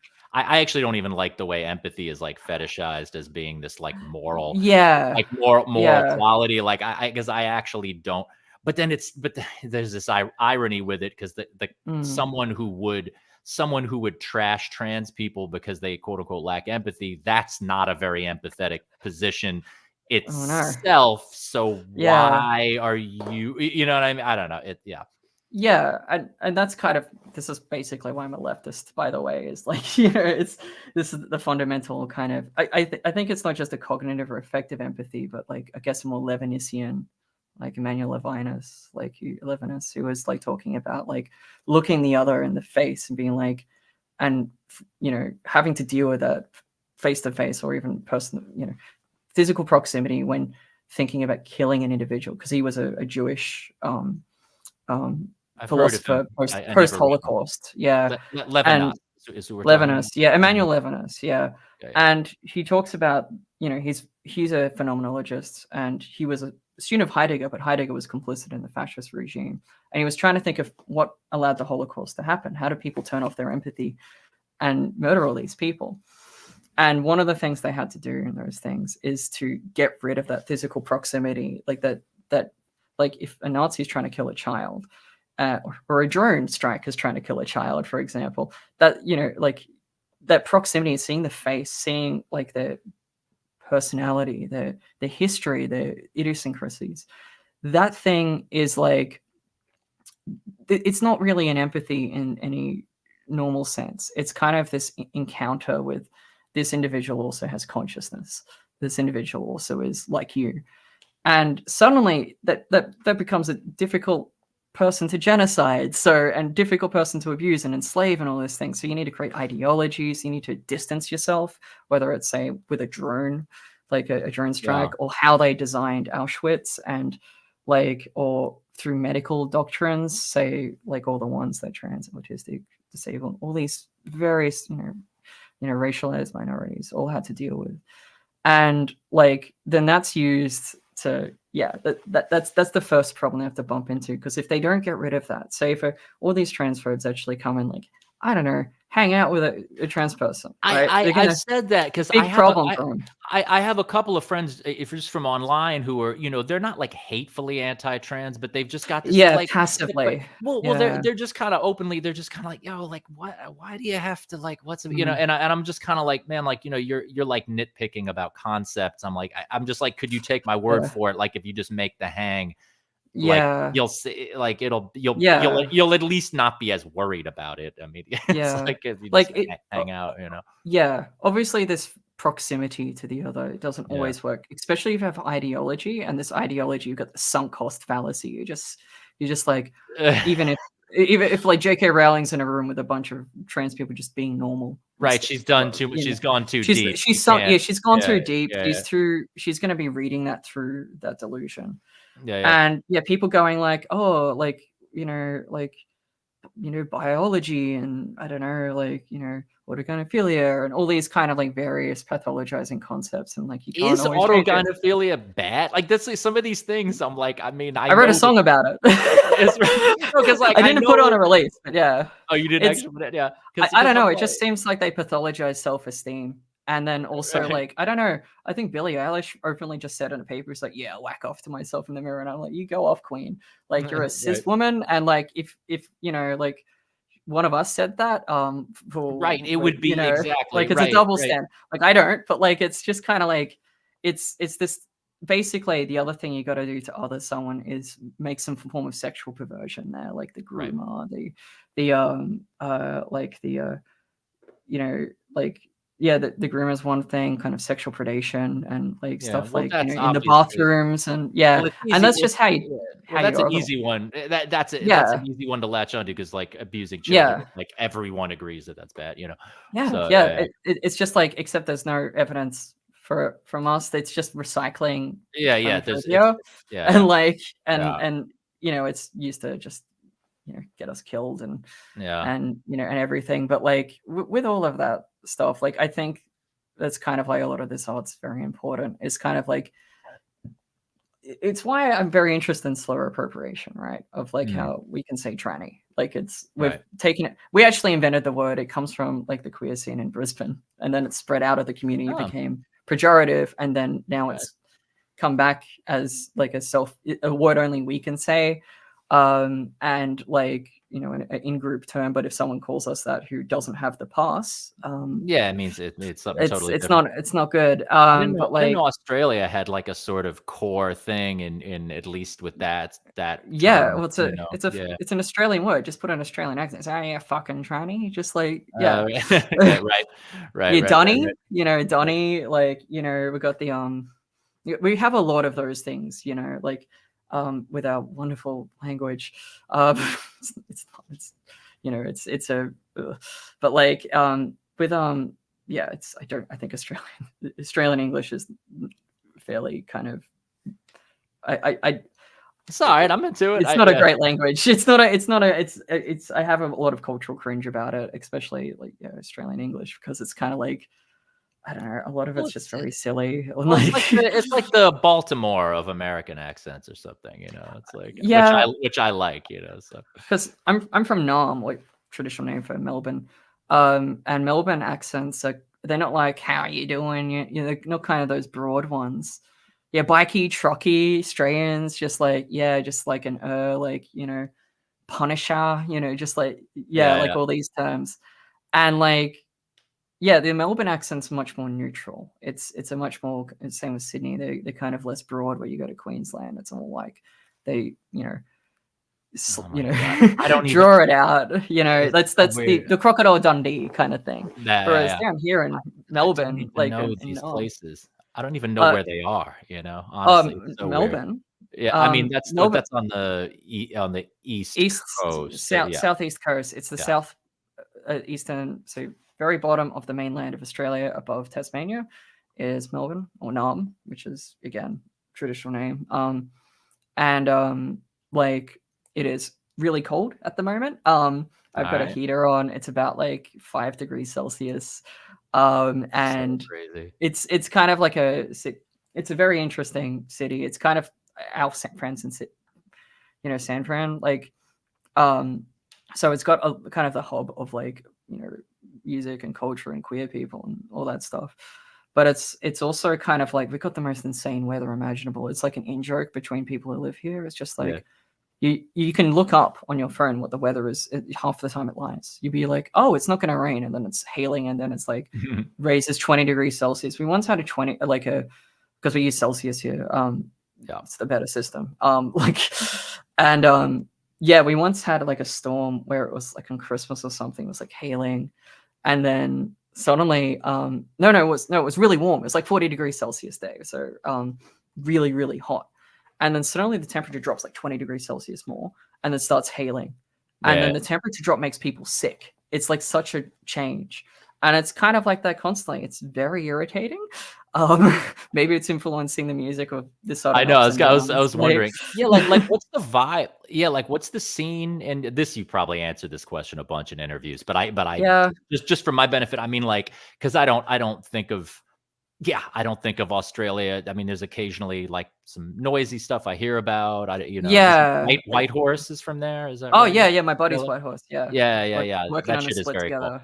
Oh, Yeah, I that's shouldn't right. say that. Okay. That was not meant to be announced, but yeah, Nah. they're good friends of mine. Like, Right there's a on. few Yeah. of us down here. We've got like, I don't know. It's a lot of them are just like, oh, they're kind of just friends, and I don't really know what an American scene is like, other than from social media and talking to Americans. I've not, Yep. like, all the cities are very far apart. There's no trains or any, like, not minimal trains between them. I think there's two of them have a train, but like, you have to get planes between it. It can take days to drive from one to the other. There's nothing in between them. touring Australia is a nightmare because you just have to take a whole bunch of planes, and you it's just do like a that? city, Have you? massive. Oh yeah, I've toured Australia, and it's always been rough. Like, Yeah. and like with liturgy, there was a lot of like you would play a show, then wake up really early, and then go on a flight. And I have a sleeping disorder, which is what sleep hygiene's about. So that was really rough. But like, and then play a show the next day, and like, it's very disconnected from. It's the size of mainland America, but there's 1% of 10% of the people. I don't know, not many. No, it's wild. Yeah. Are you going to tour the States at any point? You got to, or have you? Wait, no. I have to say, because like the visa costs for America, and you don't get guaranteed to get in, are extreme. So actually, someone just mentioned Justice Yeldham, who's a friend of mine, Lucas, and touring with 2 other people I know, Kim and Yvette of Georgina. They had to do a fundraiser to pay for an American visa, which was several $1,000s. Damn. It's about, I can't remember. It was ridiculous. I did a fucking I put it on Blue Sky. I was whinging about it. Extreme, like Americans don't realize how difficult it is to get into their own country. Yeah. And also how dangerous some love it it. is. So. Yeah. Like basically the current visa fees for a single person for a working visa, I would need a working visa. I'm not going to sneak in and get kicked out. Is US. So if you had, it's about US $1,655 for a single visa. Yeah. And if you want it to be sped up in time rather than wait 6 months, it's 2,805 USD. Yeah. And it could be denied for any reason, anytime. So I don't know, they could see me and be like, oh, mentally ill, autist, trans, And then once you get in here, you're not even going to get the guarantees that you get from European festivals. You're going to get paid less than if you just went to fucking Europe or whatever. And so we don't have our venues take merch cuts. They don't do that here. That's just, I heard about that. I was like, that's fucking disgusting. I don't think there's as much. It is disgusting, but I think smaller venues. I'm not sure. I don't know if like you know. I'm glad that like Justice and Georgina, the fact that they're touring there and doing that, I think that's very hopeful for potentially me trying it in the future, because I have so many American friends. I would love to see America. I've seen America only over like, movies and stuff. I would like to, I don't know, like have a really fucked up pizza or hot dog that's full of horrible, like those giant, I've seen American food. It's messed up. We only have some of that here. And like, I don't know, I'd like to see my special interest is tornadoes. I'd love to go down to like South of America and just go storm chasing, or like, I don't know, just see all those normal things, but just importantly, meet all my friends in America, like you and heaps of other people. It would be fun. I mean, if you're in New York, and my label, like my labels in America and like in San Fran, I would love to do it, and I will try, but it's just like it is difficult, like because of the visa costs, like, being a minority, but the fact that they're in it, I think is really cool. And it's just like, I might have to do a crowdsource it, like do a GoFundMe to get, like, even with do it, because if my label funds it, and like they're not a broke label, but they're not the richest label in the world. If they spend like $2,000 USD, nearly 3,000, trying to get me in, and I get denied because they're like, oh, trans person, oh, autistic, or whatever, and like, that's money they've lost, and then all those shows are cancelled, and you could just get it approved or denied randomly, and then I have to go through the airport. I have to be fondled by the gender scanners, which we don't have here. Like I think I would also need to get my health back in shape. Just all this autistic burnout. I need to see that. I need to have stopover shows so I don't burn myself out more. Well, like there's a lot of issues. I'm not going to say it's impossible though. I'd really like to do it, but I'm still trying to figure it out. I'm not going to lie to you and say that touring America, I couldn't even guarantee you that it would be worth it. I mean, you should, because we want you here, but like, I'm not going to lie and be like, oh, like once you get here, I mean, it'll be, people will come to see you for sure, but it's like, hopefully you might still just be like, oh, fuck this. Please, please, if you see, if you see, like, Justice Yeldham, Lucas Abella, and Georgina in your area, please go see them. They need that. Like, it's so expensive to do it, and just they're all cool. Go go see them if they're in your area. But like I would love the other thing about touring is you don't see the place that quickly.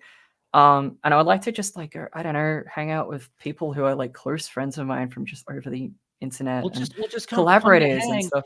Just come to hang and do secret surprise shows. Well, the problem with that is we've just said that on the internet that I would do that, and and that would be like the agents being like, let's just Google this. Like, we can edit this stuff, you know. Yeah, and like I would love to. It's just like I have to get my health back. I need to figure out like who wins the election. Like, you know, if Trump comes in, it's probably not going to be wins. It's probably not going to be safe for me. I also have to figure out places like Florida, which I'm actually teaching, like doing some Zoom teaching stuff with Florida University soon. Yeah, just artists in residence with them. Just composition or artist in residence stuff, and very honored that they asked me because I'm just a random noise person or nostril person, and like but yeah, compose for him, teach a bit of stuff there and give some presentations, but I have to do it on Zoom because I can't use a bathroom in Florida. We have none of those laws here. We have no anti-trans laws being passed in Australia as far as I know. People don't care. Like we don't, the English TERFs tried to do it, but people like, and then like we don't have the same kind of like evangelical tradition. And that I know, yeah. But also what happened is we had one of the big TERFs come down to Melbourne. As one out transformed to another, don't go to Florida. Yeah, I think I'll have to avoid it. Thank you. Like, other than Zoom, I guess. But like this university department's it's like an accessibility, you know, kind of a diversity, a focus on diversity. So yeah, I should be safe on those Zooms. But yeah, but like with we had a bunch of, like, it was very terrifying at the time. We had this TERF come down. I don't want to name her. I don't want to give her the attention. And do an anti-trans march in front of our state parliaments, the Victorian state parliament, rather than the Australian state, saying, you know, protect women's speech is important, free speech and bathrooms and stuff. And then 50 uniformed Nazis. Not even. I'm not saying Nazis as in like but like actual, actual fucking Nazis turn up down there, Sig Heiling, and pulled out a banner saying "Destroy pedo freaks," which is obviously referring to the rumor conspiracy theory. And even worse is the cops protected them from counter protesters. And luckily, this backfired because then all of the mainstream news sources were like, they were saying to like say small c conservative people turning up to the rally and go, so you're at the Nazi rally, right? So all these TERFs have been now forever associated with Nazis, the same with evangelicals. And sure, it was fucking terrifying having that happen. Right, but to get them side by side, maybe the mask is off. Maybe make some people reconsider some stuff. They're like, I don't want to be standing next to Nazis. Maybe exactly, because TERFs are Nazis. It could be a moment. Moment of change, could be a mind change for some people when they see like who they're sort of hanging out with by accident, but you know. Like I know, like basically even J.K. Rowling's doing straight up Holocaust denial, saying there was no gay people and trans people killed in the Holocaust. Right, no, I saw that. No, we literally fucking were. We had that's what the pink triangle is. We were considered homosexual men. You know, are we the baddies moment? Yeah, that's the fucking right. Exactly, that's kind of what I mean. Yeah, that's what I should have referenced that thing. Yeah, but it's interesting. Yeah, the sort of connection, like the trans noise thing. Yeah, it goes back to Genesis Fiorage, but at the same time, like I feel like I didn't in the 2000s see it as much, right? No. Right, and it's like the tens, it's like. Yeah, you know, go on tour, and it is interesting too, because like Extra Life is not trans or noise, you know, at all. But somehow there is this like overlap. This overlap where I feel like I have like a disproportionately high number of like trans friends and fans and like collaborators and stuff. But I feel like I didn't see that. It's like in the 2000s, even though Genesis, the origin of industrial music is like embedded with like transness and sex workers and just but maybe somehow. But then when I think of 80s, this is probably it's probably stuff being erased, I'm sure. But when my stereotype of the 80s is actually like cis kink, but like cis whatever. Still And a then coil. Like you still have like lots of like cis gay people around. You still like Chrissy Fanny Tootie, former sex worker doing stuff. And you also it goes back down to like even further back to Wendy Carlos, who made ambient that's records. right. That's right. And but what is I wonder what's up with the new thing though, or just like like it almost took a while to like fully bloom into like what the like the thing of like so many noise musicians being trans now. I don't know. It is weird because there was only like I knew 1, 2 when I came out in 2016 and started doing Uboa as a noise thing, as opposed to like a doom metal thing that was like I started just playing like with like Ableton and stuff, and noticed that there was more and more people being interested. I'm not going to suggest I started it. I definitely didn't, but like there was like I started noticing more and more people getting into it afterwards, and I think there is the mixture of the fact that there is a heavy overlap with neurodivergence. There's the rage, the catharsis, and sadness in it as well. There's also the fact that it's dissonant, and generally we're considered dissonant, like it, kind of not liminal, not fitting in between spaces. And it's like gender noise, lobotomization, like kind of like abomination, like and like you also have like I guess the various queer transgressive traditions. So like like Dennis Cooper, Poppy Z. Bright, like Paul Pradier, and you have like Leather Daddies, Nice Bikes. You have all these like incredible and transgressive like movements of like counterculture, which noise became into. Like it was Throbbing Gristle, that was definitely a part of it. And sonically it doesn't fit between these spaces. I think that's the other thing. But like there's also the fact that when groups come together, like they often have similar kind of memes and things they do together. Like there's nothing as like all kinds of different groups have different like genres of music they gravitate towards, like and like that's just kind of a social contingency to a certain degree. That there's also probably other aspects. The fact that noise tends to be often more solitary or requiring less people, so you can do it in your bedroom, you can do it with little money, you could do it I hadn't really thought of that. Yes, there's the material economic part of it, so you can do it like I use the correct version of I pay for Ableton now, don't worry, okay, edit that part out. I pay for Ableton now. But like I did that all in my bedroom with just broke as shit, like having no money, no prospects, like with the Origin, all those records. And so it was very much DIY approach. And like so it's kind of like there's like there is that like the lower cost threshold with it that say recent like kind of I guess technologies have done, but also same with pedal noise, same with like analog noise, tape loops and stuff like that. There's also there's a whole bunch of things combining, and I've had like 3 different academics reach out to me about this, like what's the link? Explain the link. I'm just like, okay, so like why do lesbians listen to Tegan and Sara? Like like why do straight dudes who are divorced listen to Metallica? Like like sometimes like there's themes they relate to, but sometimes it's just like if you have to get divorced to listen to Metallica, you were never into Metallica.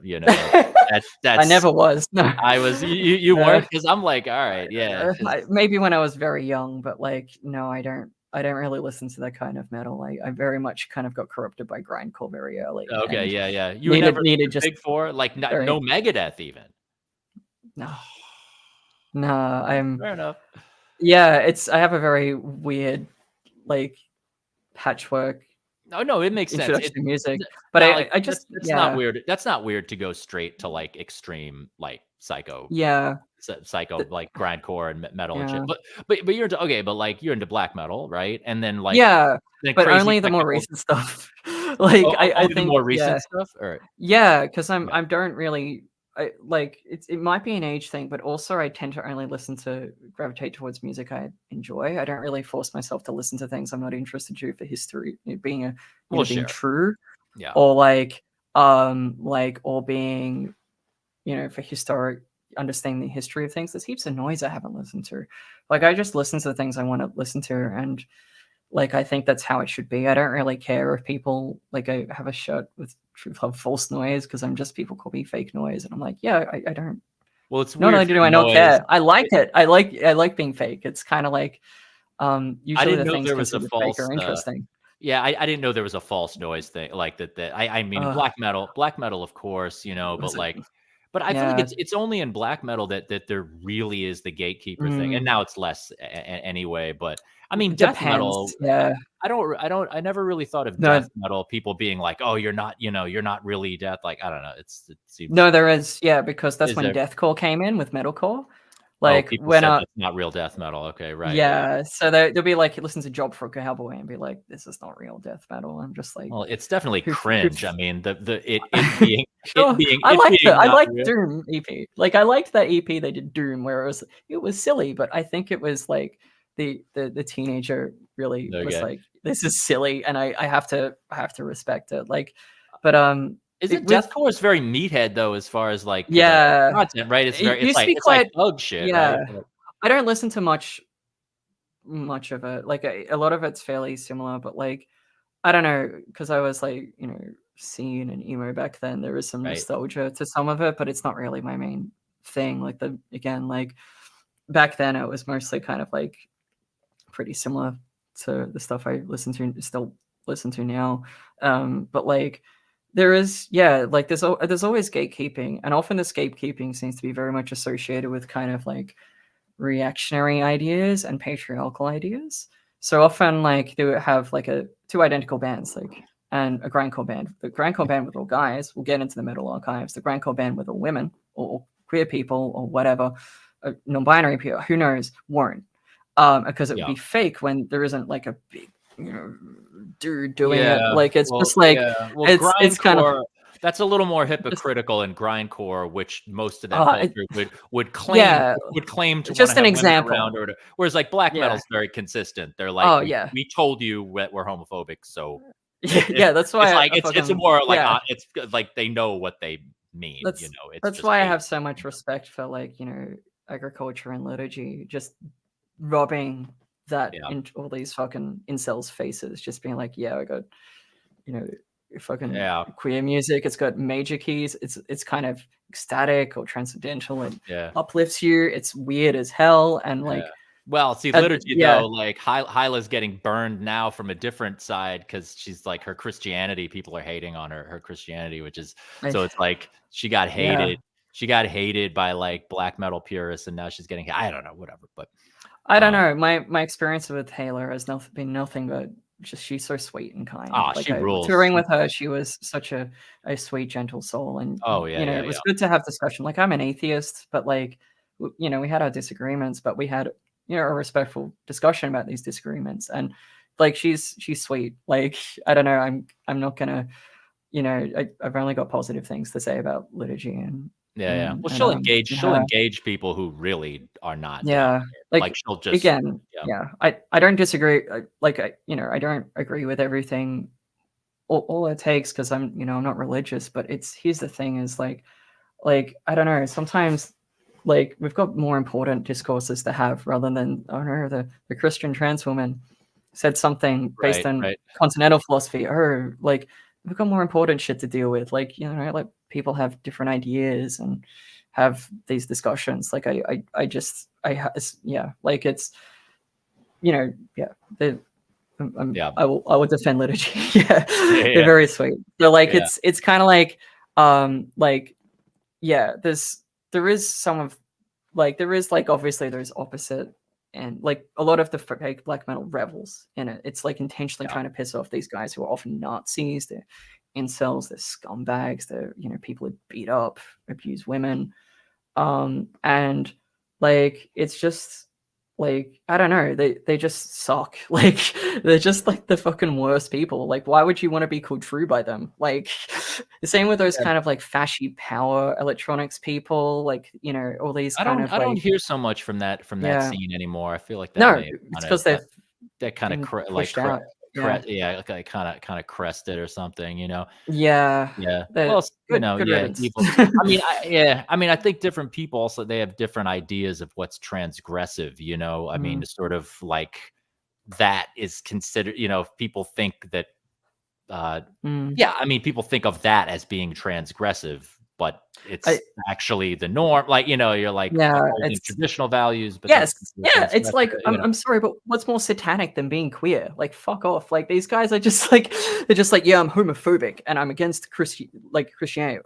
All hail, you know, like, you know, paganism, hail Satan." It's like, "Alright, so, um, like hang on, is queer people, are they traditionally associated with the heavenly side or the satanic side?" It Right. makes Yeah, no yeah, sense. It's like an yeah, inconsistency, like, fuck 'em, yeah, like, yeah. it's just Well, it's like, yeah, yeah. I it's mean, the a thing lot is of that stuff sucks. I think I Like, just don't really like transgression for its own sake in any case, you know what I mean? I just am into, like, just, like, what's the positive vision of how things, like, should be, you know, and let's I go think with that.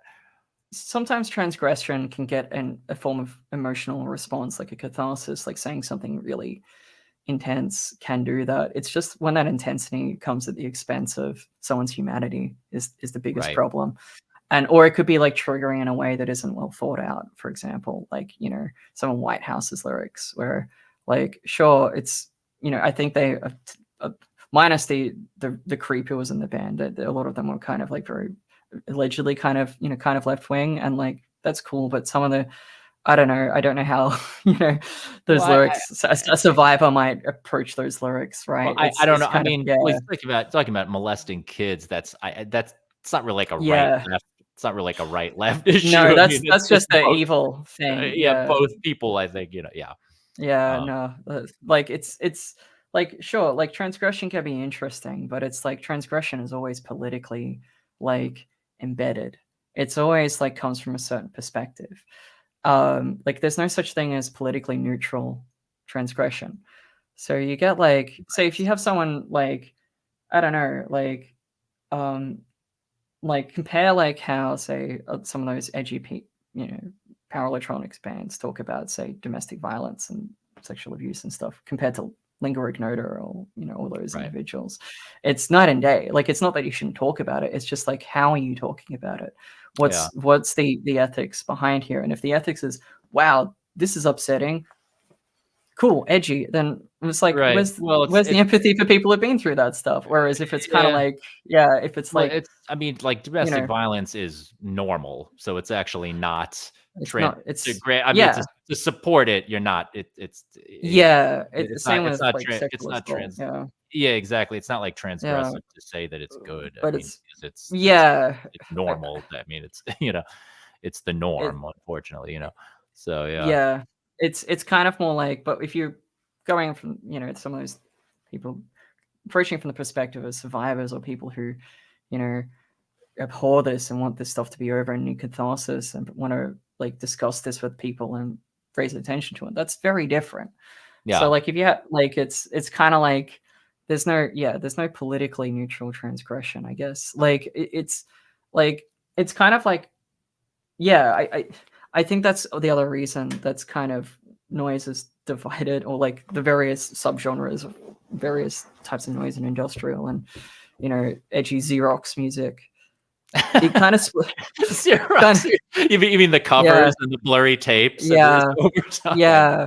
Is that Like did you just make that up, or is that like I a call it Xerox noise all the time. Like some Xerox noise is good. Like there's not all of it's like that kind of, you know, how you doing edginess, but like some of it is, you know, this doesn't do like isn't being a jerk, right? yeah, yeah, yeah. Or exploring from an interesting angle, but other ones are just like, Well, the what's the message behind this? Why is well, there, there you is a know, lot of I mean, I don't know if you'd call it transgressive or not, but, like, there is a thing of, like, people trying to, like, at least claim that you're just, like, just I mean, I feel like this is kinda played out at this point, but just mm, being like, "We're just presenting it," you know, like, that kinda thing of, like, uh-huh. violence, like, like Swans or something, right?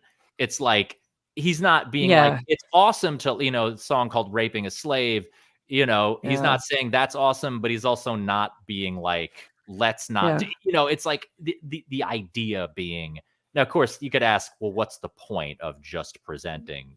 Yeah, I Yeah, think I mean, yeah. how could you not have an angle on it?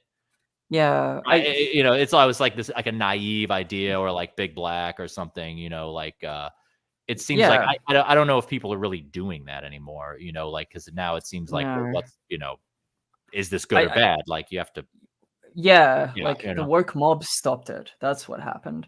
Like, it got canceled. No, it's well, I well, think I people mean, what happened that well, was sarcasm. What actually right, no, happened no, was I people know, yeah, started meeting people who had been through negative experiences that they were right, talking about and going, "Oh, I didn't realize it was that bad." Well, and then they slowly over time, people go, "Hey, like, when we put, like, stuff about, like, you know, like, the power electronics stuff where it's kind of got all these, like, edgy themes of, like, fascism, maybe you should make sure you're not actually spreading fascist ideology, or if there's, like, domestic violence and abuse and sexual violence, just like, hey, maybe, like, if you've met someone who's been a victim of it, like, maybe, like, maybe you should yeah, consider how they feel." yes, Like, it's kind of like, and once you and I think, like, Steve Albini went through this, um, yeah, well, he kinda, yeah, with he, this like, story arc. changes, yeah.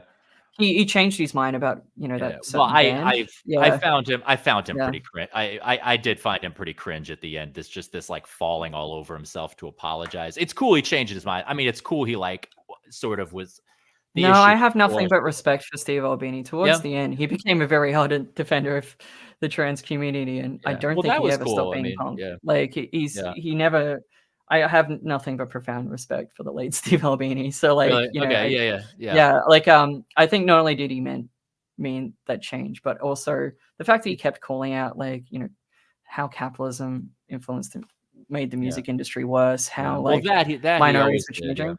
And he Yeah. also was, like, kind of a defender of the trans community and stuff, saying, like, blue You sky and felt like stuff. that was sincere and or Absolutely. Yeah, yeah. because he would not be saying it in a kind of I'm talking about a minority walking on your eggshells kinda way. Um, this kind of, virtual signaling thing. It was very much like it was kind of almost humanizing in a way, like, he would, like, you know, like, it seemed like we were just fellow people, like, because he always identified with, like, outsiders and punks. He thought it's like punks was about outsiders, and if you're gonna be Sure. homophobic or transphobic or racist or, like, ableist or, whatever, how are you punk? Like, Yeah. isn't Yeah. that the Yeah. idea? Like, It yeah, I seemed. think It he's seemed. Yeah. yeah, I think he's, definitely yeah, it's definitely a loss for humanity that he's gone. Yeah. Yeah. I wonder if yeah. I guess I am calling him He cringe. produced Liturgy's latest one of Liturgy's Oh, is that right? records as well. Oh, Yeah, so he's like he was a genuine, he was a genuine comrade. Like, yeah. yeah, Yeah. like, it wasn't virtual signaling. I Well, think it he was probably legit. would have been. I mean, I doubt he would have actually like hated like trans people or back in the No, day. no, I Uh, don't know. It's yeah, but I mean, it's just I think it's just the saying capacity to change cool though stuff, is Yeah, important. I I do think the like ca it when people change their minds and are yeah, able we should to encourage it. admit that. I Yeah, yeah. if It takes people yeah, it takes a lot to yeah, do that. Yeah, I yeah, mean, I wonder, like, yeah, I was, talking about like lyrics about violence and stuff, and people being, mm, uh, yeah, yeah, like people, whether it's being glorified or not. I mean, I do wonder if, like, mm, back in the day, I guess Albini is a bad idea, but it's a bad example, a bad example, but someone like, yeah, like something like Swans, or like, or maybe mm. even like Big Black, or just stuff that was like this stuff about violence. I mean, I I wonder if people of those generations like had maybe victims of that were looking for some kind of understanding or catharsis, yeah, maybe like but had to find it in places where it wasn't. They had to like give this benefit of the doubt, yeah, maybe, or yeah, something, to be like, assume like, well, Jirah's on my side, mm. probably, like, or it's like, now it's like a little more like people will, It's more explicit, more black and yeah, white in a way. I think that's actually can be positive. I also don't think like sometimes you do get edge cases, but we should allow those edge cases to be thought about. Like, say, I'm trying to think of some, but like I don't know, like I think not all music should say, like, be taken literally. Like, you don't take death metal literally. It's not. You shouldn't actually go around murdering people. That's Well, bad. yeah, But yeah, like having all this, gore and death and stuff like this, schlocky.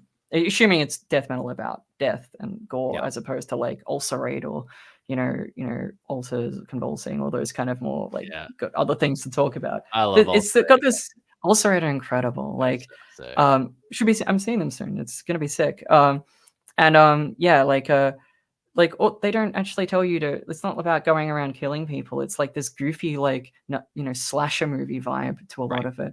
And it is transgression, but it's not really. First of all, it's not aimed at destroying a particular kind of person or asserting domination over a particular kind of person. It's Yeah, just well, like, when violence is you know, not, when it's not specific like yeah, that, it's a little bit easier yeah, to figure that it's not seriously, yeah, violence and stuff.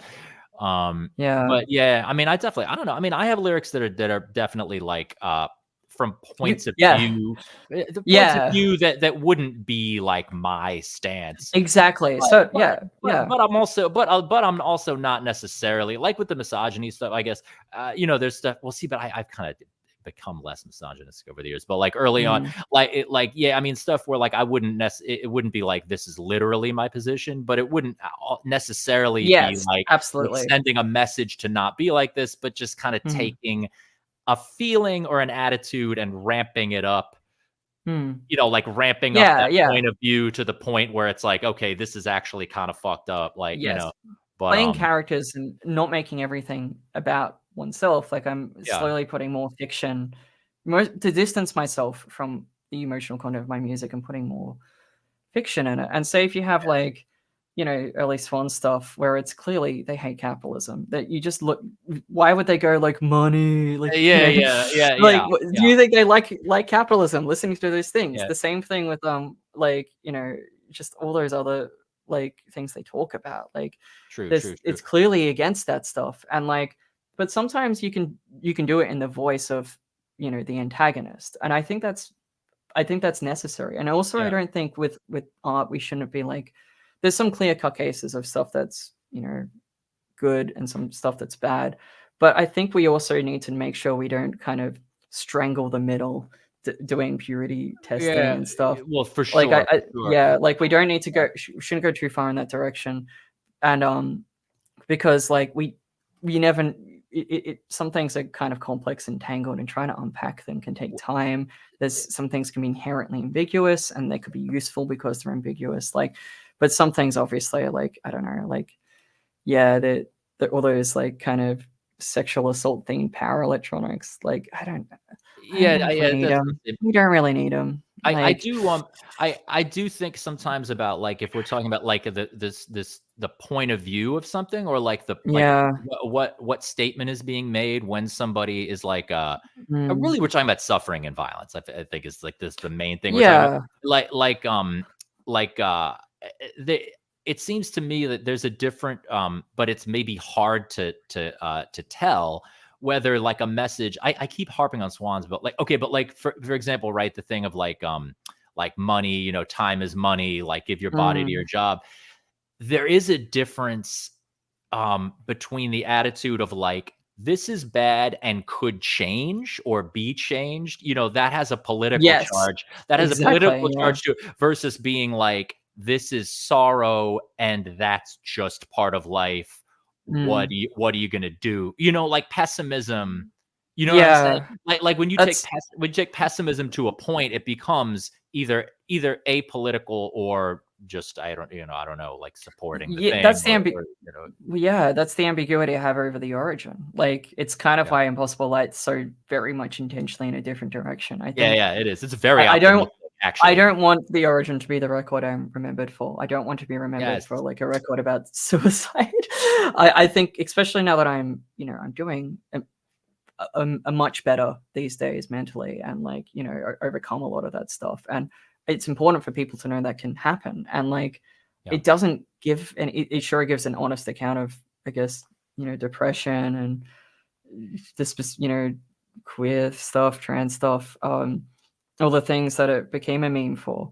But I also feel like I don't want to write that record again. I don't want to keep writing depressive things for the same reason, Lingua Ignota, Yeah. Kristen doesn't want to do that. So many other people don't want to do that. But also, like, that is a criticism I have of that record. Like, I have other ones. Like, I didn't mix it properly, but like that is one. I think I just it's just trying to provide people hope and stuff in a way that isn't cheesy. It isn't like, oh, you'll get better, kid. Like, Right. yay, you'll do it. I don't think that's gonna. No one believes that. But with Impossible Light, I kind of it's it's more of in a kind of a sci-fi setting as well. Like, not all of the aspects are about me directly. Some like not all I didn't even write all the lyrics. Like Lane of really? Oteoni wrote and also used like adapted those lyrics in the final song from Cool. Book of the I didn't Golden know that. Flower. Yeah, like I can't speak Mandarin, so like yeah, she did all of that, and I did the lyrics that I sing, and she did the lyrics she sang. And that is like my favorite song on the record because it's like everything's kind of gloomy, but it's not like liminal zone kind of like dying in a hospital by yourself, gloomy of the origin or the absolute and all those things. Yeah, But like it's very vital. It has a very extroverted yeah, kind of, like I mean, it's exuberant is maybe not the right yeah, word, but it's yeah. kind of like I was trying to make a cyberpunk record that wasn't Yes. like I have this like for me cyberpunk is associated with punk and punk ethics of like say anti-authoritarianism, anti-bigotry, like like um doing it yourself to a certain degree or with your scene and with your friends and like I guess anti-capitalism, anti-state, all those things. And seeing like people like Elon Musk and like all these Primes and all these like rich people do like cyberpunk and like how they use the word metaverse from Snow Crash in a way that like Neil Stephenson's like that's not one of my ideas, right? Oh, was that Like did this he invent that? Snow Crash? he Yeah. invented the term Snow Crash, but he is not supportive of what Meta did with it. And I think what happened is cyberpunk became ossified into an aesthetic that was the political message was taken away.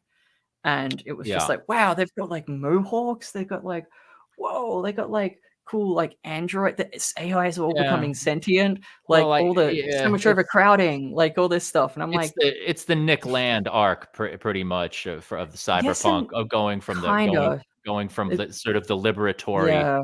Like, well, I feel like it seems like what Nick Land says this how it's like and about his far right wing turn that it's like that cyberpunk used to be about like technology liberating people, but now the language of liberation is about liberating the technology in an anti-human way or liberating capital, like yes. the idea, like, for him, capitalism, technology, one thing. So Yeah, it went from like cyberpunk's very human. It sounds like it's very humanist in the sense, kind of that like the technology is going to help us rather than just annihilate us and replace us, Nick Land's interesting because he went from far left to far right over his career.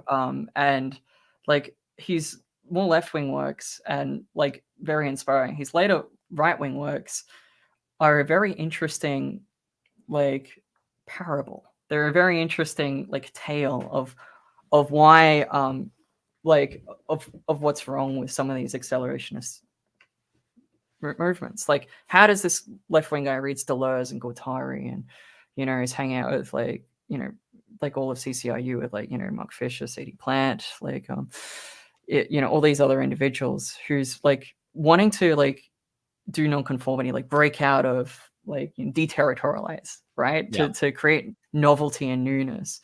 How does he start off with that and being excited about jungle music and very cool? How does he end up a fucking fascist?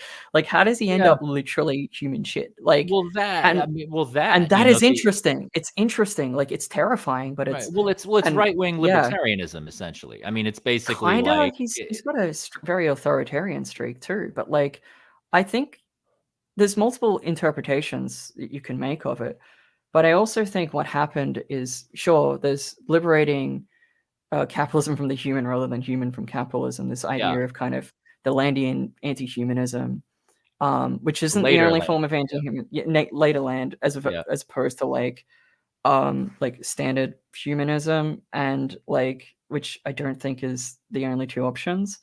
Like, I think what happened, like, I don't know, like, I think he became fascinated by the thing he was studying, and maybe maybe he was just a pick me, a edgelord, a contrarian. It was like, I'm going to be more Deleuzian than everyone else. I'm going to deterritorialize so much, and he Yeah. launches himself into the real, into the abyss. Like, he launches himself in this world of like meth and like, just like, I don't know, like jungle music and all this stuff, and gets into this terrifying, chaotic world where, you know, all that is solid has melted into air. The Marx Yeah. quote, right?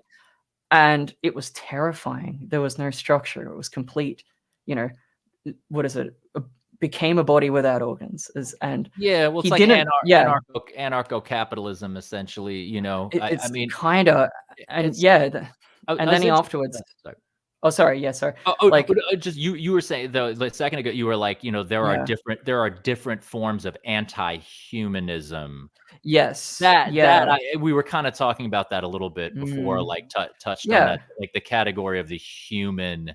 yeah, Like it doesn't like to go against the idea of the human doesn't necessarily have to have a right wing valence mm, to it, or so, or, you yeah. know, or Like, yeah, like, I think what, to end that part, I think he went into deterritorialized everything and came out in fascism, like yeah, trying to control, like do the opposite, as this kind of almost like, you know, like this paranoid response to this complete pure schizophrenic real, right? To use Deleuze and Guattari's, I don't think it's actual schizophrenia, but like, yeah, like what they call it. I don't know if they should, but that's what they call it.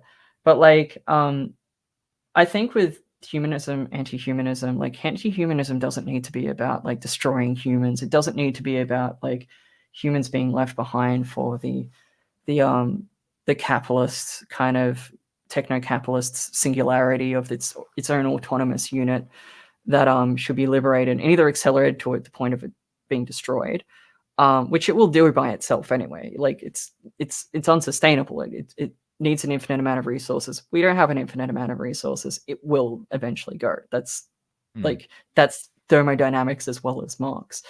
But like, with anti-humanism, I don't know how much it does make it sound like you want to kill everyone, which I don't agree with that. Like, that I think there's a certain kind of anti-humanism that is liberating something that is important in things that aren't necessarily considered human. And I think you get with, like, say, furries, you get this with like queer people, autistic people, disabled people, like, you know, racial minorities, like all kinds of people who've been dehumanized, right?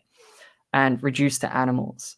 And then you have how animals are treated, and like, which is right, horribly like, and it's like, right.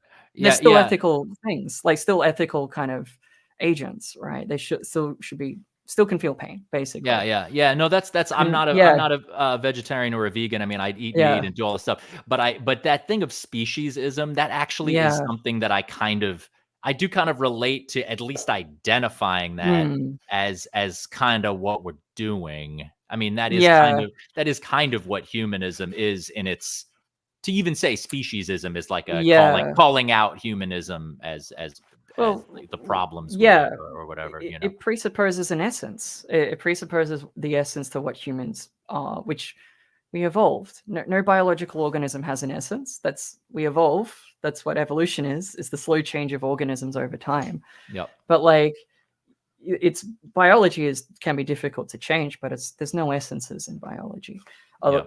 other than its changeability itself, but like its own contingency. But like, with humanism, often what it starts off is like, we need to protect the human essence, you know, like they're worthy of being treated well, they shouldn't suffer and stuff. I'm like, great, but like, what if you have, say, a sentient AI? Like, what, you have a Blade Runner situation, and you have an AI, and it's like actually, you know, feeling, you know, enjoying, suffering in the same way as us.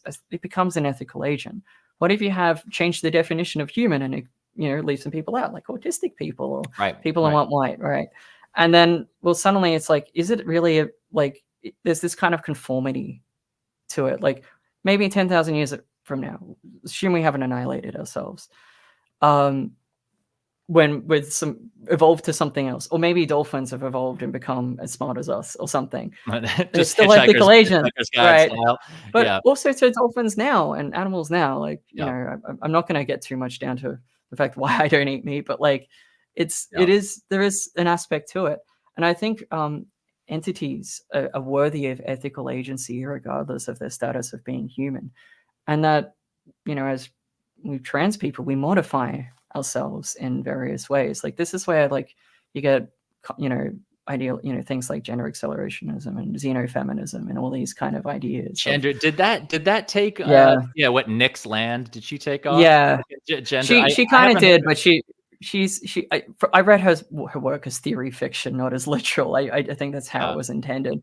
It was her, I think, taking Nick Land's ideas and spinning them on their head in this ironic fashion. Some people took it too seriously, but it's not what it is. I think xenofeminism was like probably, and there's multiple forms of gender accelerationism out there, but like xenofeminism is basically the main point I'm trying to make. I think they have it in the Xenofeminist Manifesto, which is like, if nature is unjust, you change nature. Change nature. I thought of that. I thought of that quotation when you, in one of your songs where you were talking about, it was something like, if nature considers us a freak, then fuck it, we'll make our own nature, something like that. And where is unnatural, as they say, that will take your precious nature away. Yeah. Because I do think about the idea of nature a lot, and it's just, you know, it's like, it's like whatever we decide that we can't change or don't want to change, you're like, oh, that's nature.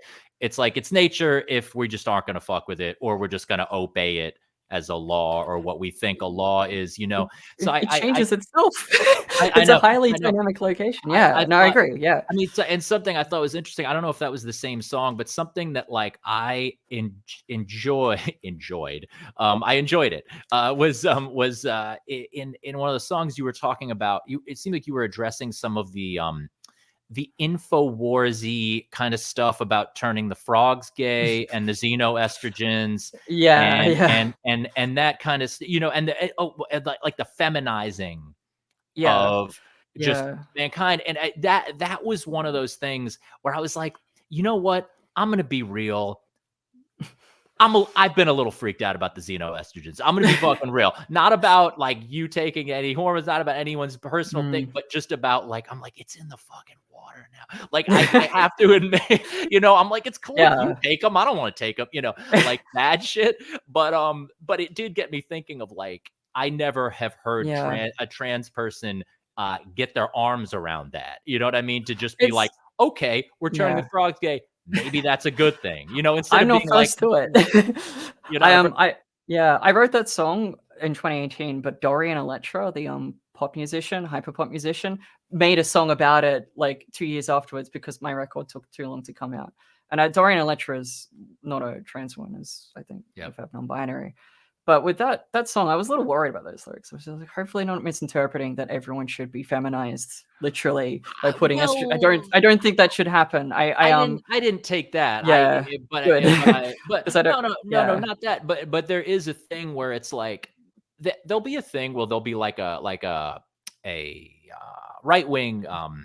Doesn't even have to be a conspiracy theory. It could be, but even just like, you know, like a thing of like, this is happening. And then I get a little annoyed when people are like, that's not what's happening. When it's like, the frogs are gay, you know, like, or whatever it is. And like, I do think there's something interesting about being like, no, that is happening. What if it's okay?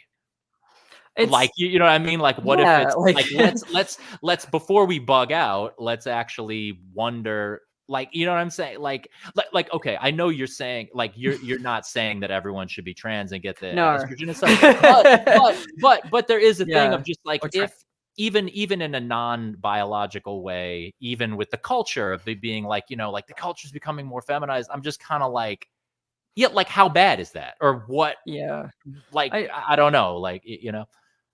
The main reason I don't think we should do that is I don't want to detransition the trans guys. I think they should be. I don't think we should poison the water. I think people should be the genders they want to be to be very literal. Like I got anxious about that because I don't want to make the music too, like I had the idea. It's like, what if I give a trans guy or trans masculine non-binary person the stems and they could rewrite the lyrics from that angle? Because I didn't want it to be like trans feminine supremacy or anything like that. But what it was about is this idea of kind of like, it's just kind of going fuck you to the idea of like appeal to nature, like fallacy, where you just go, it's natural, therefore it's good. And the idea that we are wholly separate from nature, we're not entangled in it, and that we are entirely in control of nature, which we are not. And also the fact that like playing with the ideas of like how I remember reading some papers of blaming phthalates, a specific kind of additive for plastics, for when that was added in plastics, for the increase of like gender dysphoria cases and intersex cases and stuff like that, and like various kind of spectrum conditions in that, like, and the spectrum itself, but also like hormonal issues and stuff. And like them going like, I don't know, like there's so many, I don't know fully, maybe someone can correct me here, but the science is very ambiguous over many things. We don't really know how even fucking, here's the thing, is people go like, what's a woman? Like, what, tell me what it is. Why can you be trans? What's a woman? And like, here's the thing, we don't know. Like, you don't have to answer that question. Like, we don't, like, according to Lacan, we don't have any, so don't worry about it. But like, but like, we don't, these things are things that are open questions because they are puzzles to be solved rather than things to like, they are things to be interrogated. But with that, there is like the trans feminine revenge aspect of like, hey, like, which comes from, you know, kind of the gender accelerationist idea.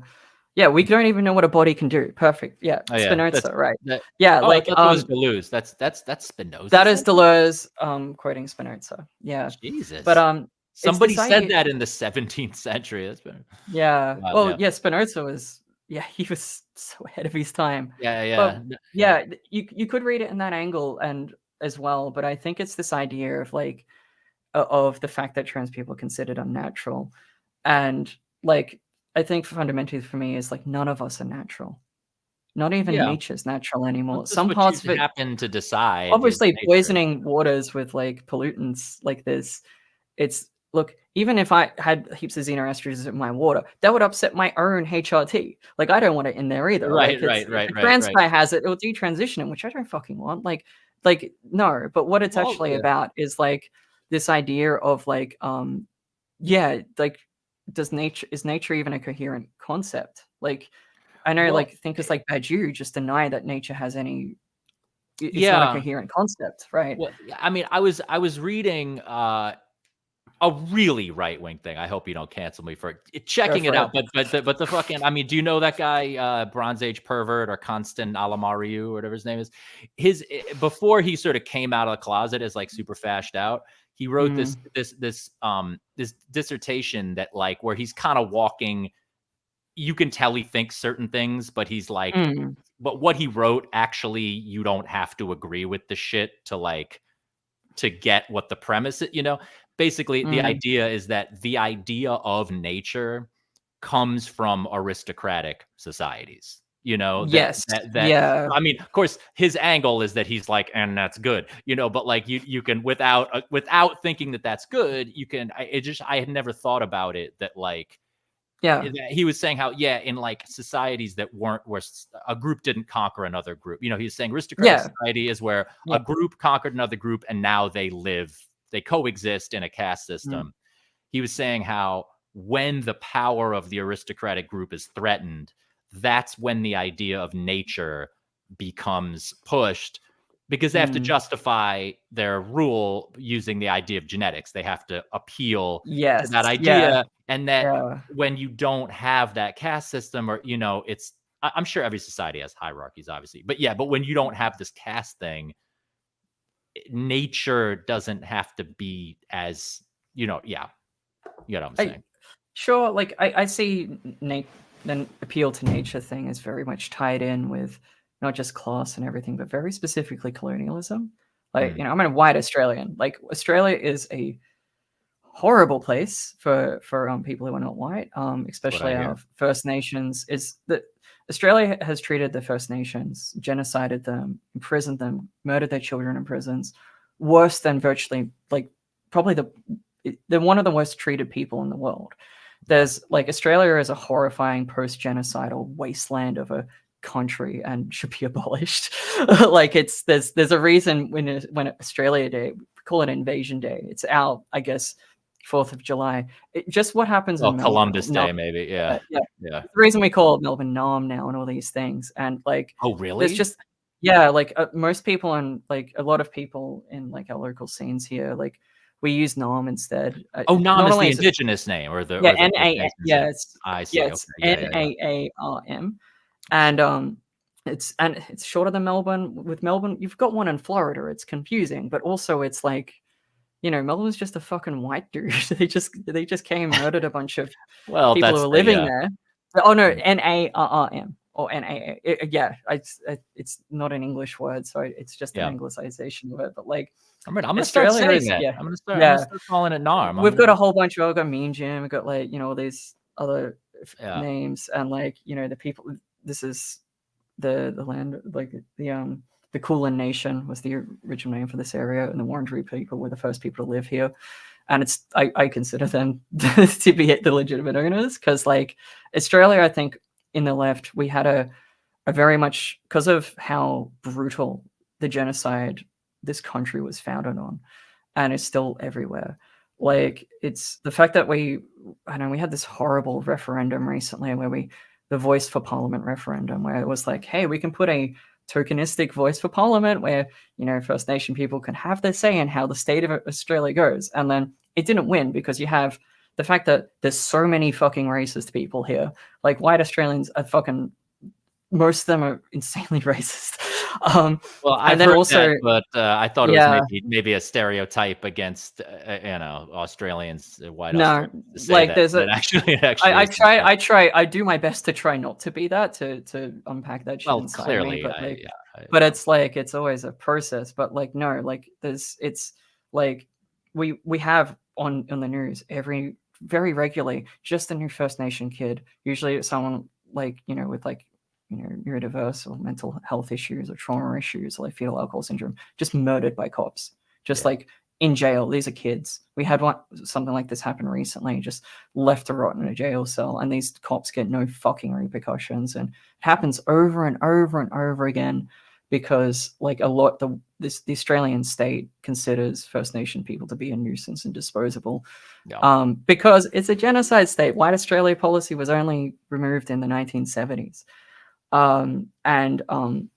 It's, you see this area, you see it in how Australia is designed. We have like small little town here, like country, not a town, like, like a city, like Melbourne or Sydney. Then you have this massive suburban sprawl, which is completely car-centric. It's the public transport's mid. It is worst architecture. Like, it's gross. It's just like, it sucks. They're not fun places to live in. A lot of Australian suburbs are fucking ugly. And a lot of them are just, I don't know, like, it's, you can see this, like, this kind of, it's a post-colonial ghost town of a country. And it's why we have our two center, like a center left and a center right, aka our right-wing party and our more right-wing party. They don't do anything. Like, they kind of like, the American ones, the English ones, like, it's all the same duopoly. Who they just like, they make tokenistic measures to be like, we're going to affirm First Nation people. I'm just like, give them fucking money, give them the land back, and abolish your fucking state. Like, just think of like, oh, you get to be in Australia with us. It's like, no, Australia shouldn't exist. Fuck off. Like, and luckily into the club. It shouldn't be allowed. Like, this is probably the anarchist in me coming out, but like, but like, it's just I am not an anarchist. That I will say. I don't really do isms one way or the other, but I'm I'm loose I'm loose with my terminology, but I just consider myself around that area, because like, I can't really see any justification for how Australia is set up, where you have all these like hyper armed police and guns. Like, I think it's good that we don't have guns in Australia. I think it's fantastic that we don't have all the problems America does, but like, our police do, and our police have massive problems with being extremely, like, not only racist but transphobic, homophobic.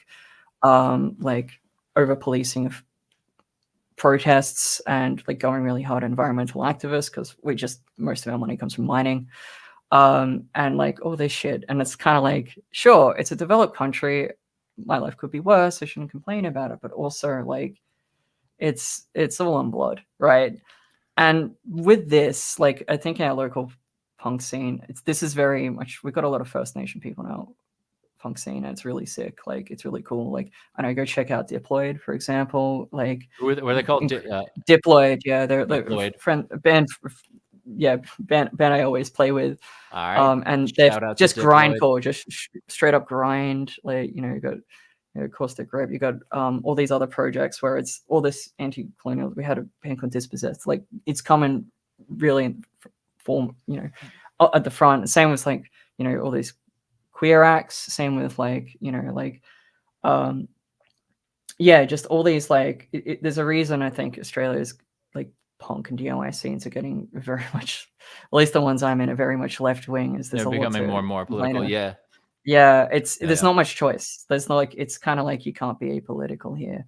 But like, and yeah, like it's just like, yeah, I think my partner was just saying, yeah, Diploid cool, but yeah, Melbourne was kind of built up on top of two different countries, and like, yeah, there's Wollongong and Bunurong, and those two, like it's like how Australia's mapped has nothing to do with those things. But this stuff's kind of I feel like this is important because like when dealing with all these like I don't know, like these discussions on like trying to bring it back to what we are talking about before with like Nick Land, all this techno-capitalism stuff, and like how the concept of nature came about. Is the concept of nature, I think, was there to justify what you could take, while also simultaneously creating something unchangeable. Yes, like it's not that's why evolution was resisted. No, evolution is true, and nature constantly changes. The planet's heating up, and like we've got all kinds of horrible things happening on it, and creatures going extinct, humans getting sick, and like there's no essences in nature. Like I think the only essences we have are like mathematical concepts, and maybe one sense of self. Like what are the most fundamental aspects of oneself? Like it's why things like conversion therapy don't work, because I think people can have essences, but I don't know if genders or like biological sexes definitely can't. I'm glad, and all these things. I'm glad. Because I think a lot of the time when people are kind of getting on that vibe where they're not like trashing trans people, but they're trying to like poke holes in the ideas and stuff, there'll be this vibe of like, well, like how can you say that you have this essence of gender? And it's like, I think now I never did. That's what I'm saying. I'm hearing more trans people being like, yeah, that's not a gotcha. Like we're on top of that. It's not. That's I just don't. I think my femininity is an essence to me, but I don't think femininity has an essence. I think it's it's like a language game or a family resemblance in Wittgensteinian terms. It is a multiplicity of interrelated things. None of them are like, you can have some of them, but each element is contingent, but having a certain, like a decent amount of them, which is arbitrary, is necessary. And these that's how a lot of things work. Like all organisms have built-in language games. There's no single part of the human that makes us human, not even our language use, not even like the thing is though, like it's like I believe these things, but I also believe in the soul on some level, which kind of you said. I mean, you believe in like an individual human essence. I don't think I believe in a soul. This essence is just the features of oneself. Yeah, no, I don't really use that concept. I see the essence as basically how it's usually defined is what if you change.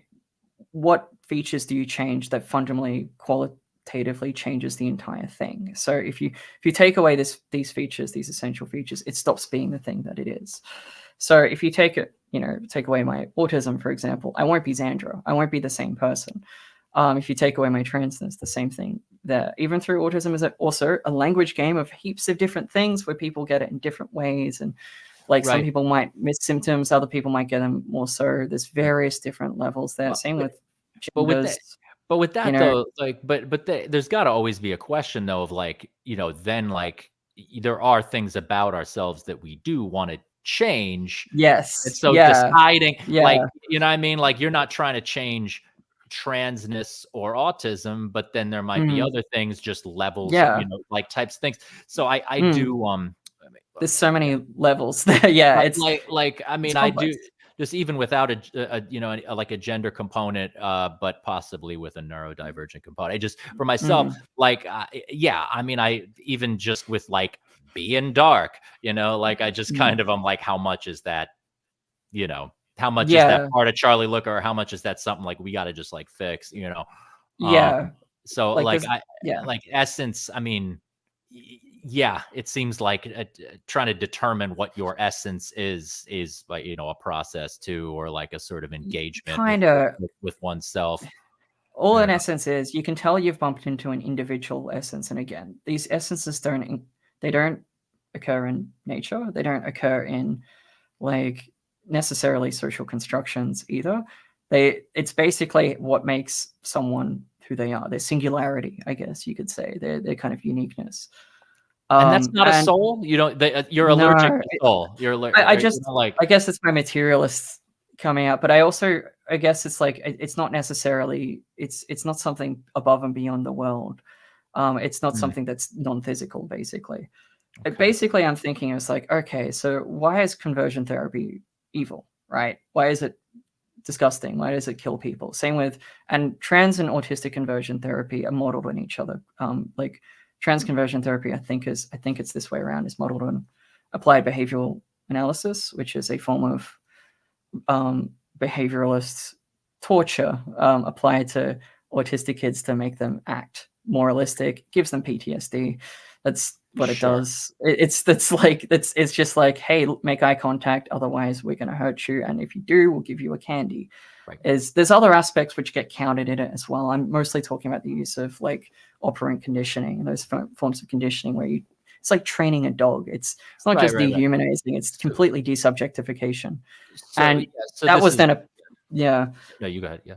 And you also had those techniques applied to trans kids, and just like, oh, you need to accept your gender, like, you need to accept what you were assigned at birth, and like, it's kind of like, what is it, Clockwork Orange, where they're Right. Yeah. trying to Yeah. do that Yeah. Yeah. conditioning. Yeah. It's But so. classical conditioning. They're trying to do that to make him less violent, But so but those like, things though. That's an interesting comparison, but because. why do those things cause people to be destroyed? Like I guess to use the word soul murder. Like, why do these things not work? And here's the thing: is every autistic and trans person, but also people in color living in white supremacy and other disabled groups, and so many other kinds of people. Like, why is it like if we could be we're in conversion therapy all the time, like, Right. if you can't get a job because your autistic traits, and this is what happened to me, this is why I do music, your autistic traits allow you to be make it difficult, sometimes impossible, for you to be employed normally. Well, isn't that like a aversive? Isn't that you telling you, oh, you need to stop being autistic? If it's like, if you lose your entire family, luckily I didn't. My family, I'm lucky to have a wonderful parents and wonderful. I'm very privileged in that for someone who doesn't have the privilege of having a nice family and accepting family, wouldn't that be something that could you, if you were going to lose your family by transitioning or coming out as gay or something, wouldn't you try your best to not be that? And why doesn't that work? Right. And why doesn't anything work? Why do you just hit Right. this limit? And I think these things can be changed, but you must annihilate the person to do it. It's like basic Right. training on steroids. It's kind of But but like, but it is yeah, biological, though? I mean, but the I don't stuff. know if it's biological. Yeah. I Yeah, don't because. know. It might Yeah. be, it may not be. Yeah. I don't have any opinions It's or the information about Clockwork that. Orange thing. I know what you mean, as Yeah. far as that it's that conditioning. The reason that's not a It's great more the kinda, it's reason yeah, that's a bad example is because that what they're trying to do to him, what they're trying to get out yeah. stop is actually bad. Like, It's you know what I mean? actually bad, right? But, Whereas like, like that's an we. Yeah. example of classical conditioning. Yeah. There are other examples is, like, Skinner boxes and stuff like that. But here's the thing, is that's how those people think, is that these things are actually bad and should be treated in the Right. same way. Right. Right. Right. So Right. that it's not like, he's actually doing bad things in there, but these people are like, transphobic doctors and ableist people, and also you have this in the White Australia policy of destroying First Nation peoples, their culture, and trying to conversion therapy them into white culture, and sometimes even blood quantums and breeding them out, which disgusting shit like that.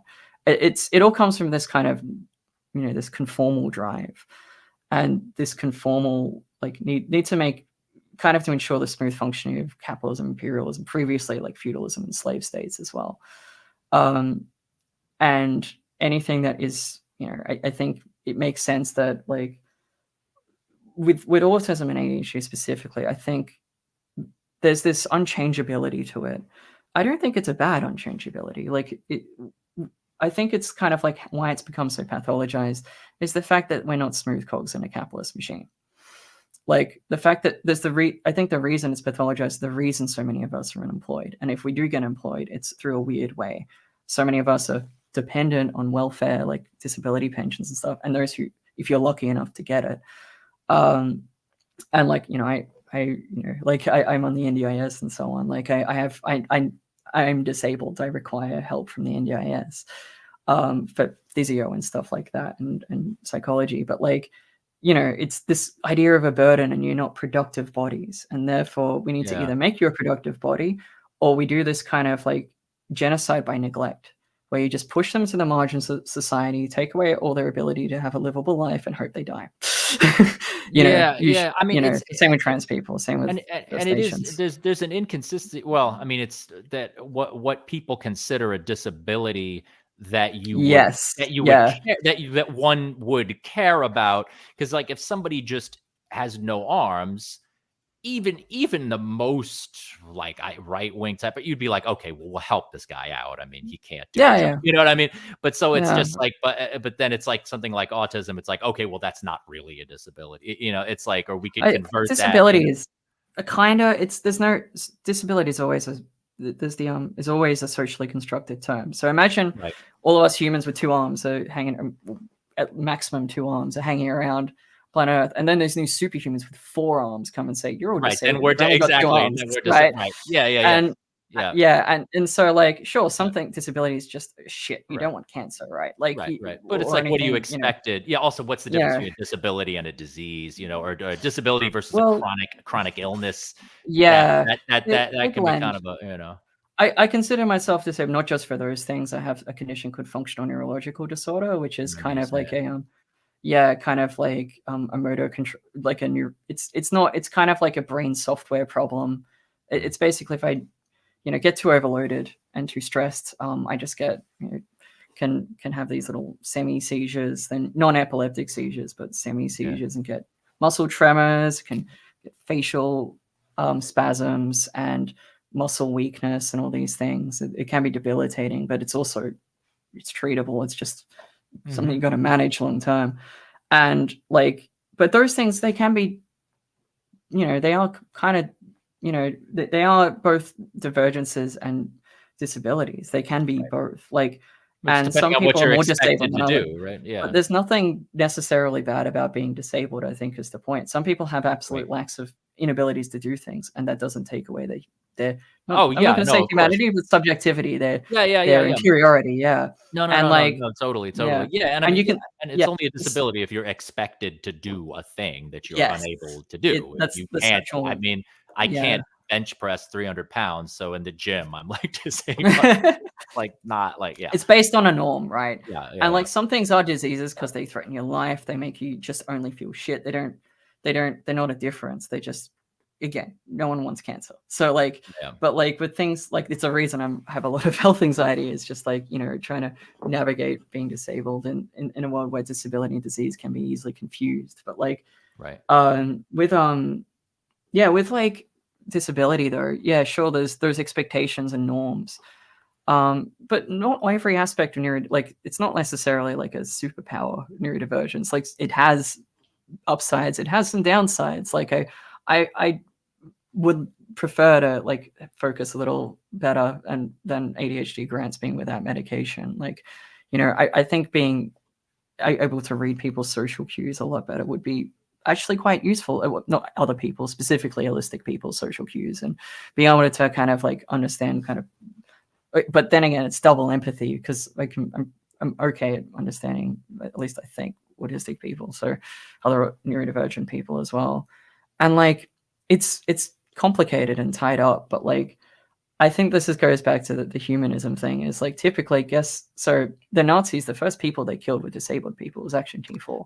Yes, that's people. I think it was T4, and they just started killing off people like first like people with actual kind of conditions that were like they were going to die anyway. They were like, it's a euthanasia program, and then it started being like, oh, it's an autistic child or it's someone with schizophrenia, and it's just this person looks a bit funny, and then they murder all these people, non-consensually, because that's why it's murder. And like it started off with disabled people, and Hans Asperger was, of course, around this time. That's he was complicit in some of this. He tried to save some kids, but he gave others to the Nazis to be destroyed.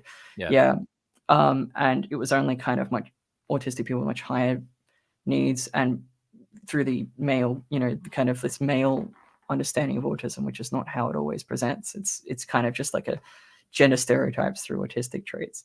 Right. And then obviously then it was like, we got to get the communists, we got to get the Jews, we got the homosexuals and queer people in general, and so on. And with I suppose this is a Nazi invention, and it's because here's the thing, it's like, sure, it can be debilitating, but there is also definitely, if you didn't have people who are autistic, you wouldn't have fucking Einstein, right? No, There's no way that guy's not autistic. You wouldn't have totally. so many, not only people in STEMs but arts. You wouldn't have Depeche Mode, what the they autistic is Gore Gore, the two main members identify as autistic. That's interesting. That's fine. I don't know or care if they've been diagnosed, but definitely electronic music, it's repetitive and stuff. But the two crazy the two things about Martin Gore that surprised me the most is that he's half black and heterosexual. I was like, he's like a gay icon, right? To some extent, but hence why kind of people who are autistic kind of get, even if they're cis and heterosexual, kind of get queer coded anyway, because they don't fall into the standard patterns of heterosexuality. Just because of what they were wearing at a time, when or even synthesizers being at that time gay or whatever. And they kind of just, I think that's great though. I think when there's a bunch of guys who are just, I don't know, a little effeminate, little gay seeming, but they're not. They're just doing what they want to do. I think that's very sweet. It's not, I don't think identity. It's just expands masculinity to behavior. I had sorry. But you go on. Oh well, I was gonna say. I mean, this is off the topic of gender and stuff, but on some neurodivergence thing. I know a guy who is apparently a sociopath. I mean, he's diagnosed as a sociopath. He's I am officially diagnosed. And it's weird because he was just I don't want to hurt people. He's I don't think that that's good to do. But he's I could, I could see someone decapitated in front of me and not wince. But, he's if I had to just stab someone in the face, I have the stomach to do that. It was really interesting. I mean, sociopath, I was is that going to be more understood as not morally something? People already understood autistic people like that already. We would often some of the things you'd be called before, ages ago, maybe not now anymore in kind of the not only developed world, but the kind of more left-wing spaces and cities and so on. Is sociopath, is predatory, all these other things, this idea of similar that schizophrenics and psychotics get, where they're just you're all gonna kill everyone. It's no, my schizophrenics are just wonderful, lovely people who have no intention, never even thought of it. It's the vast majority of them are like that. Same with autistic people and stuff. But with sociopaths, you could make that case because he still felt, he was this is wrong. I know this is wrong. This is an ethical law. I'm not sure what he meant though. If he holds to an ethical law, he was just it's not going to emotionally affect him. But he doesn't hurt people, and if he's trying to help people, even if he doesn't feel anything from it, if he's making the world a better place because it's what he believes the rational thing to do, then it's same result. Luckily he's not a sadist, because if he were, that's different. That's not good. He could run wild, but he's just actually, I gotta be honest. I don't know if he said, I know it's wrong to kill people. he said Okay. he said, Yeah. "I don't have the urge to hurt people. That's not That's something that I want That's to something. do." I think this is why maybe like I don't know, maybe they should read some Immanuel Kant and get some deontological ethics and study ethics and be like, oh, this is rational. This is the reason we have ethics. If you treat people nicely Right. and your community around you is going well, you also go well. Like it's Yes. Yeah. selfish to be selfless and selfless to be Yes. selfish, Yes. Yes. Yes. Yes. because it's like that's kind of like one of Hegel's points of like the ethical substance of a community of people. Like it's the problem with the problem with narcissism at like actual NPD disorders is that it's a self-defeating. Like if you want to have like have a good life and be like be happy and get your own source of enjoyment, being part of a community and like being respected and recognized by others and part of this social group, even if you're autistic and when we're typically not very like we don't socialize in the same way, it still benefits you. You still feel better. You still have a Yeah. better time in it, and Yeah. you have your healthcare. You can have people mutual aid. You can have all this stuff. Like, people help you out, and like it's kind of like rational self-interest leads you towards fucking anarchist mutual aid. Like it's very Right. interesting. Yeah. I Like know that. I know that is like some idealist. There's an anarchist. Like. oh, it's not even idealist. It's literal. Like it happens Well, all the mutual time. aid is real. Yeah, Yeah, no, mutual aid is real. But yeah. yeah, I mean, It's anarchism as in literally abolishing a state, like the state. Yeah. it will take a while, and Right. it's nothing. None of that stuff's happening overnight. But it's not a completed theory. Like these things, like it's just kind of like how do we get rid of capitalism and make sure we don't end up with problems of the 20th century state socialism is basically it. And it's a problem to be solved rather than like it's impossible or like saying it's impossible in advance or it's undesirable for some reason because of humanity's essentially selfish nature, which is only half the picture because a lot of us use language because we're social. Like it's Yeah. Yeah. even autistic people nonverbal will often comprehend language and still be using language, but like Yeah.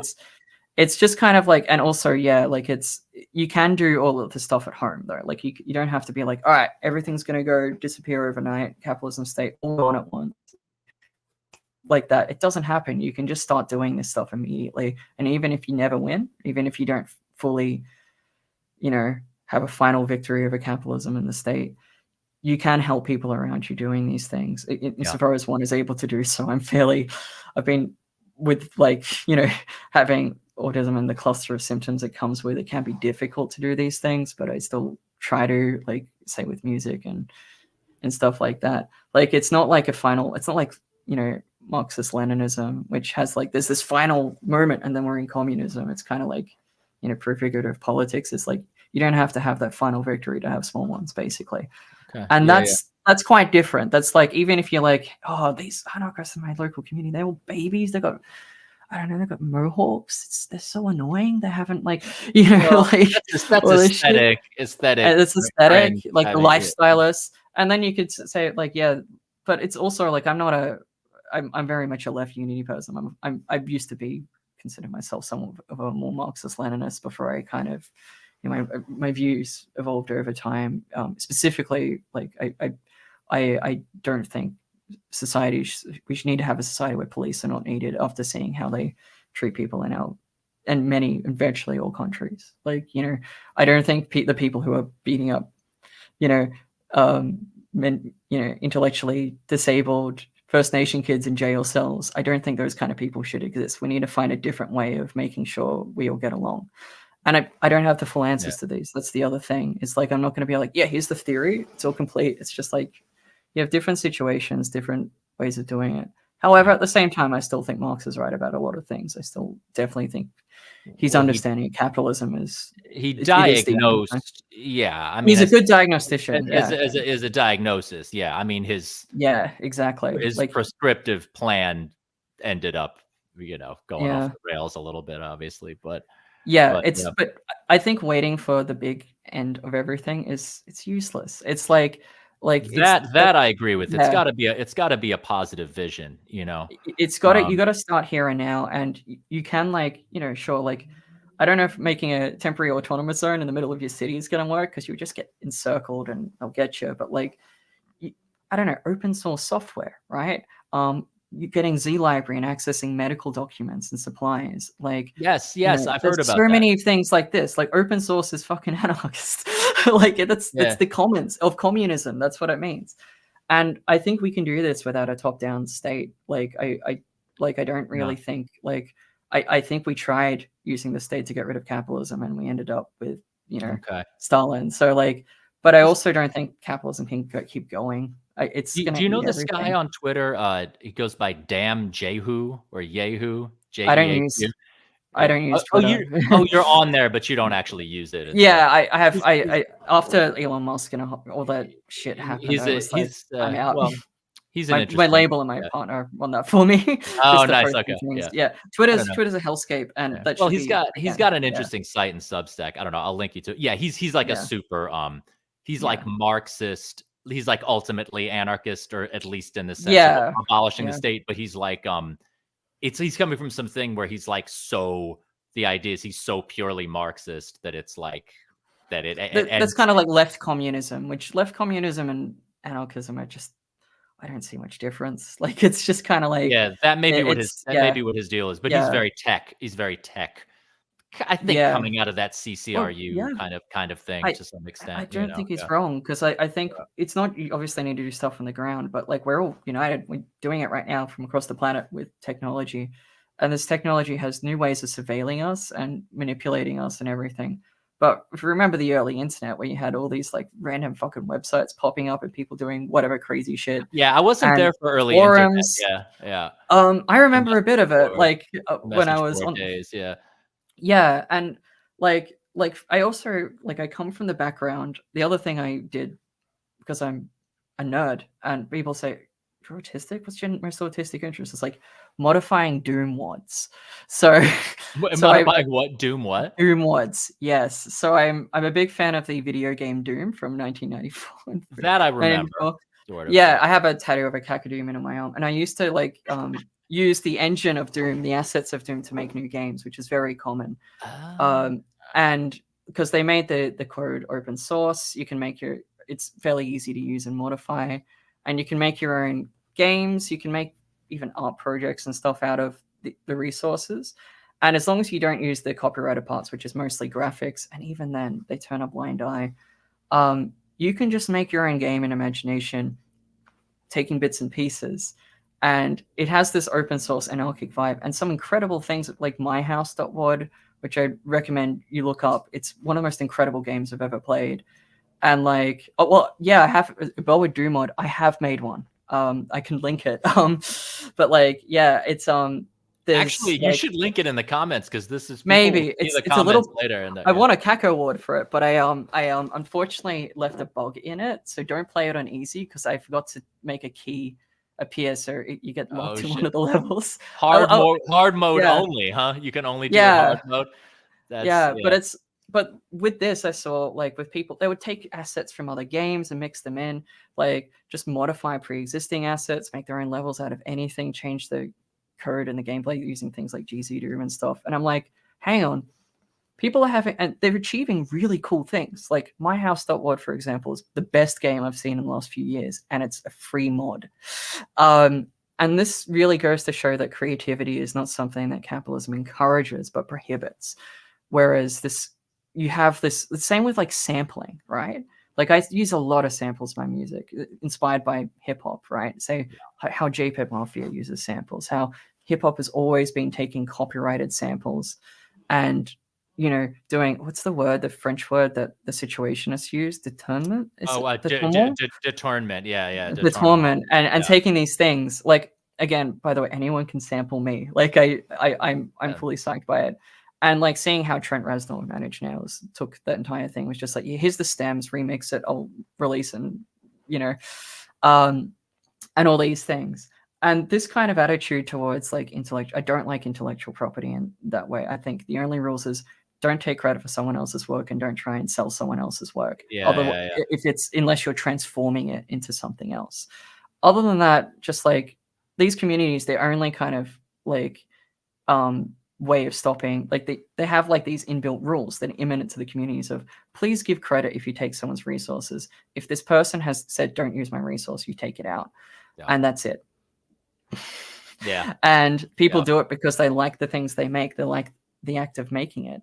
And you can have these not just for digital products. Like you can have these like, I don't know, you have this in art, you have DIY punk scenes, right? You have it in transgender HR, like DIY hate, like transgender healthcare out of necessity, right? And same with women's healthcare, like this, how the Xenofem was described, like how before like Roe versus Wade was implemented and then later overturned, like how women took took control of their bodies, transformed with hormones and getting around gatekeepers, getting themselves and cis women with like, procuring abortions and like control, finding ways of dealing with issues with menstruation and stuff like that, and controlling their fertility. And like this is kind of what I'm interested in, like this kind of thing. And I think the consolidated internet market where we have like 5 websites and they're all powerful than each of some most powerful entities ever existing, doing like copyright strikes, the Digital Millennium Copyright Act, and all these things. Just like it's just made all of this worse. It's just made art worse.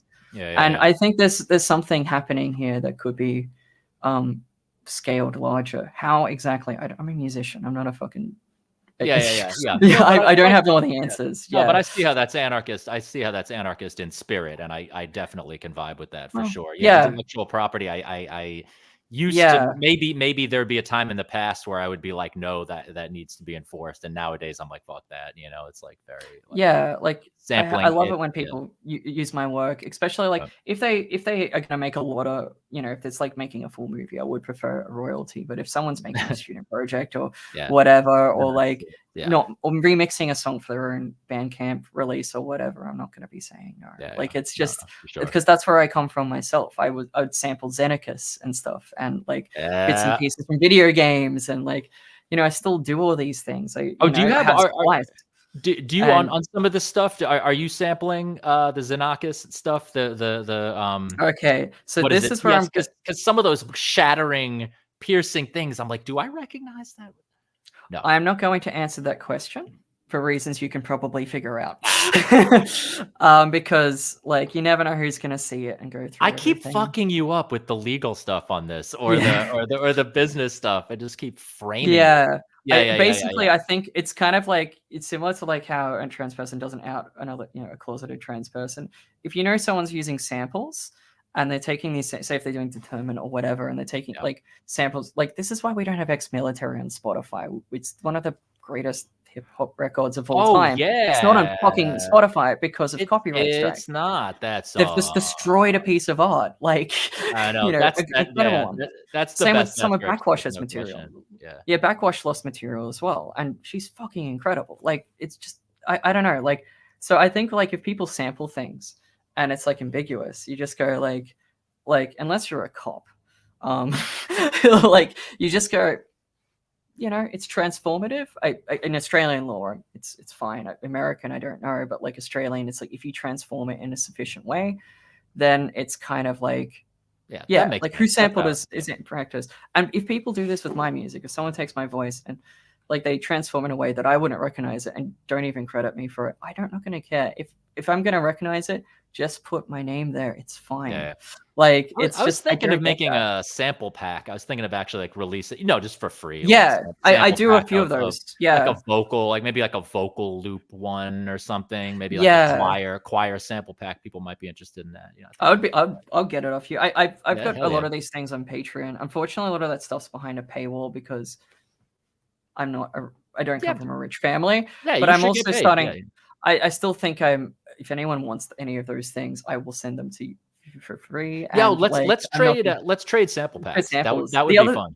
The other thing is I might just go back and retroactively make more of them public. Some of them I also want behind a paywall because it'll be a work in progress, which I don't want leaked online. Right. So I'll be like, oh, here's the song. It's going to be for the new thing. and I was so paranoid with leaking with Impossible Light. Well, my label was, and they were right to do so.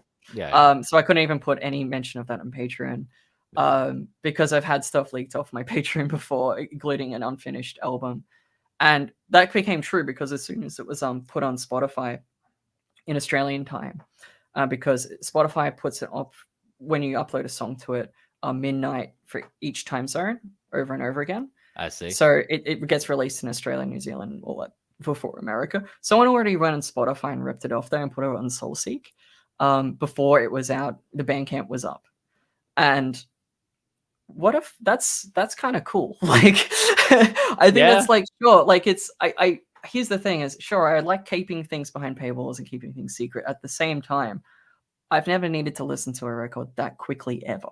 Like it's really flattering, and I don't mind my music. Like again, maybe the label will get mad at me, but like I think torrenting and all these things, we still need SoulSeek and all these things. Like people who can't access music in places like where these websites are banned, right? Like in places around the world, like I don't know, like where they would ban Bandcamp and they have their own version of Spotify and everything and get rid of anything subversive like transsexual music. Well, that's how they get it. It's kind of like, or if someone's broke, someone's like fucking homeless and like going on their one laptop left in their car and just trying to find, don't fucking pay for it. No, they should have the Uboa sample pack. Absolutely. Yeah. Absolutely. I got like several. I have to like, I want to make one because I really like sound design. I think sound design, if you don't have an idea for a song, just making sounds is just like I've a little bit not with Extra Life, but with I've been kind of reviving. I had this project called Nothing Human that it sort of started out as like oh, this is going to be like this like synth pop thing, but then it's like more and more I'm getting on some like sound design shit with it, and just start out with some like painterly kind of see what sticks sound shit, but I may start doing that with Extra Life. Who knows? That would be weird. That would be so use the Quiet different. Pack. I still have samples from you I haven't used, like some of the ones outtakes from Pattern Screamers.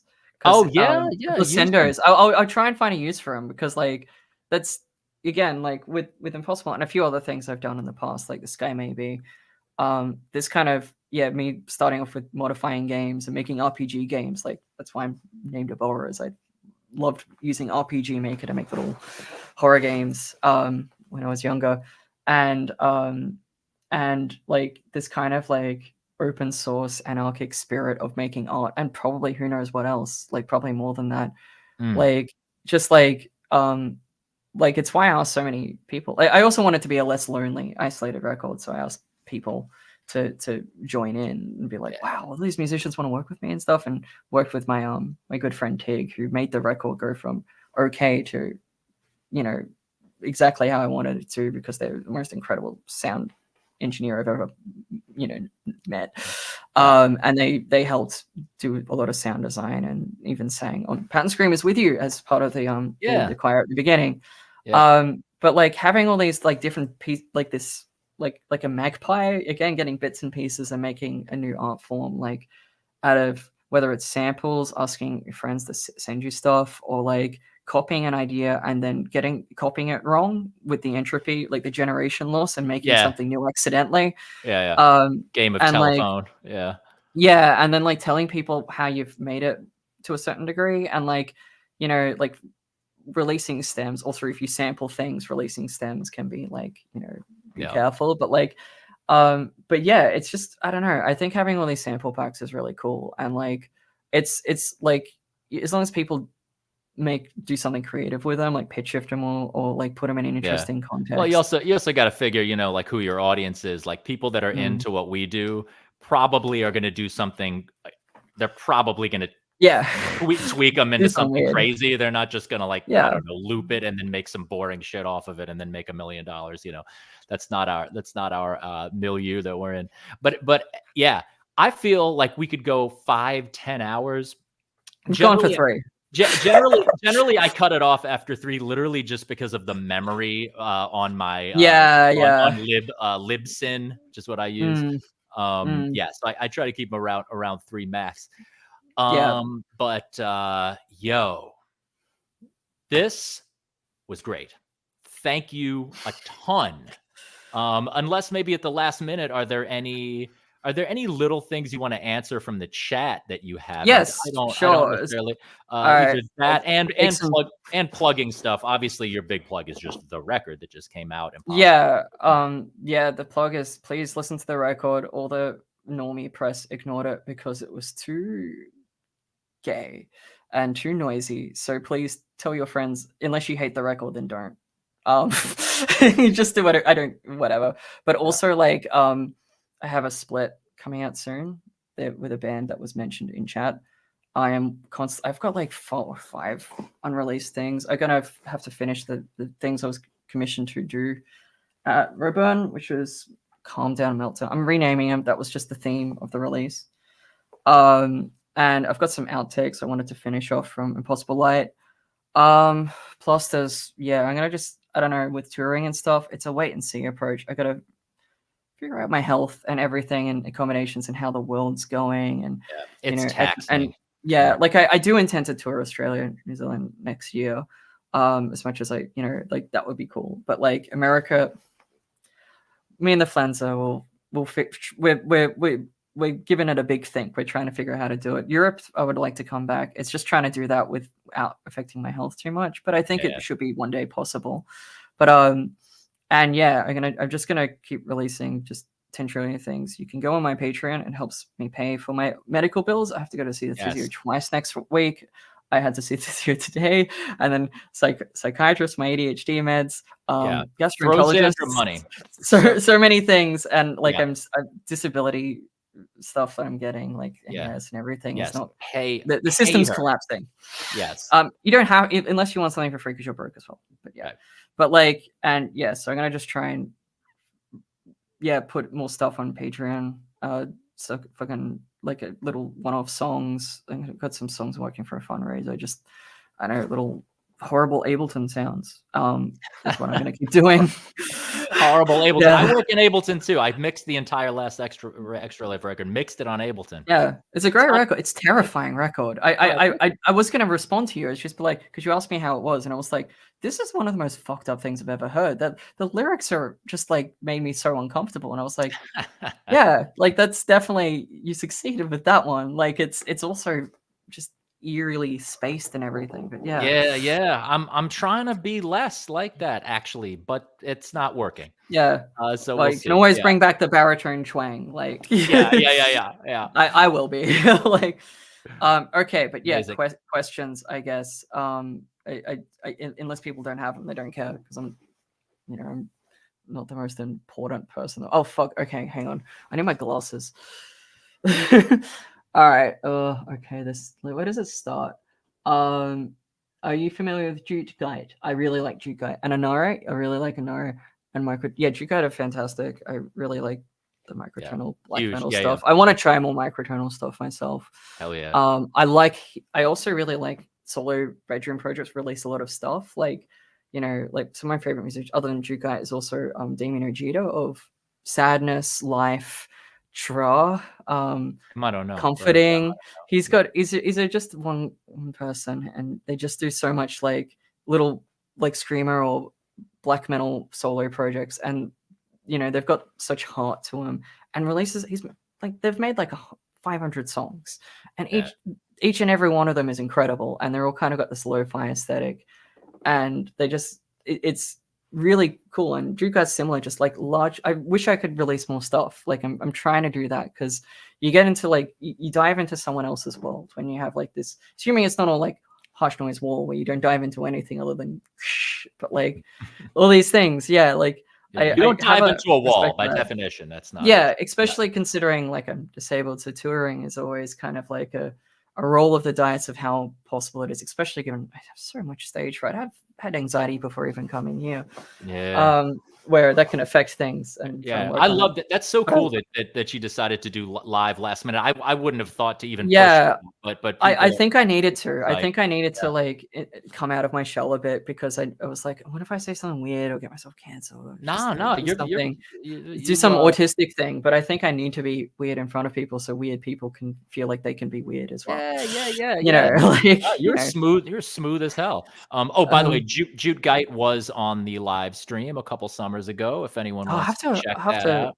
watch that Yeah, myself. Adam Kalbach. Yeah, yeah, yeah. He was great. He had so much to say about his, stuff I wouldn't have even expected to, like just like Yeah, yeah, composition. try rules. Like, I actually think Damien's my favorite project of Damien is Life, the emo violence project. Like, it's just some Yeah, of the most has this like 20-minute emo violence song where it's got a drum solo. It's so distorted. It's essentially kind of like melodic noise at the end, and it's like one of the most beautiful songs I've ever heard. And Tra's fantastic as well. Like, there's just like I think like a lot of bedroom musicians. There's other like just you got like Damien. You've also got like I don't know. Like I'm always happy to see what Rook's up to out of Rook and all her projects. All of like um my friend Lauren Brucefield. Like all these people just like mostly in front of computers and stuff. Um and like producing a lot of things that is like the thing about like have music being easier to make than ever or through it's still not easy is if you can more people can have access to stuff, more people can have their singularity and uniqueness in music, especially over these large discographies where you explore different parts of someone's yeah. world. The And there's bedroom thing is yeah, so deep. The yeah, prolific bedroom thing. yeah, It's such Pusha yeah. Jackson's another artist of that. Like there's just so many like again, like people like there's too much crap out there. I'm like, what? How is that? Yeah. No, there's too much deep shit out there. There's That's too what much I'm good stuff. suffering from. I'm like, I Yeah, can't it's just piled up. Even just my friends, I can't keep up. yeah. Dude, it's like but yeah, And yeah. Yeah. it's changing how people do the music industry. I don't call it that. People changing how people do art instead of being like release an album, tour, etc. What if you just did 20 albums in a year and they're all really good because all the effort you could have been touring, you could just be making recordings for other people who are confined to their Yeah. bedrooms. Like, Yep, yep, yep. there's so many. I think it's all very like Yep, there shouldn't be one method of yep. doing it. So I'm like about to enter the opposite of just touring. Right now, I'm yeah barely writing anything. I'm like, we got it. The shit's rehearsed. The band, I want to yeah. bring all these droplets I, I need to out of rehearse. the shit. I, I just love I live, but yeah. It's like, I have so much stage fright. It's my yeah, biggest weakness. I'm always on stage yeah. just shaking like Well, crazy, and you don't like I've have never. to, you don't have to I get over it and tour a bunch. Maybe I fuck it. would Maybe like you to. just I would like to be able to enjoy it because sometimes there are times I do enjoy it, and I like do like meeting people, and I yeah, do the like. social thing, yeah. It's just more like I also the tricky thing is I also always have improvisational elements of all my music. Oh Like yeah. it's not like you can't put my music to a sheet score for most of it because how do you put noise on sheet music? So yeah, Yeah. but like I don't know.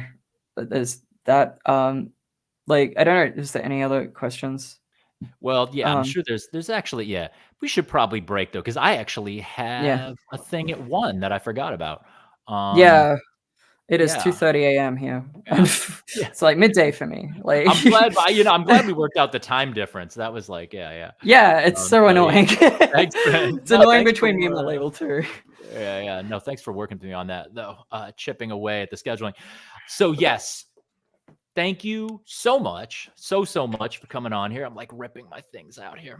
Yeah, And yeah, I'll just see you chatting. Yeah, I wish we'd see each other yeah. in person at some point, but One that's day, hopefully. Yeah, one one day. But day. yeah, Hopefully, we'll just or be internet friends and just collaborators. cheaper for you to extra life to come down here. Like, there's people who would come to the show. I don't know if you'll make a profit, but it'll be yeah. I'll make sure people come to the show. Like, I mean, if I could come without losing insane amounts of money, I would come. I can't. I mean, there are level there's amounts of let money me. I can't afford, but if Yeah, if it were just a little bit in the minus, I would definitely.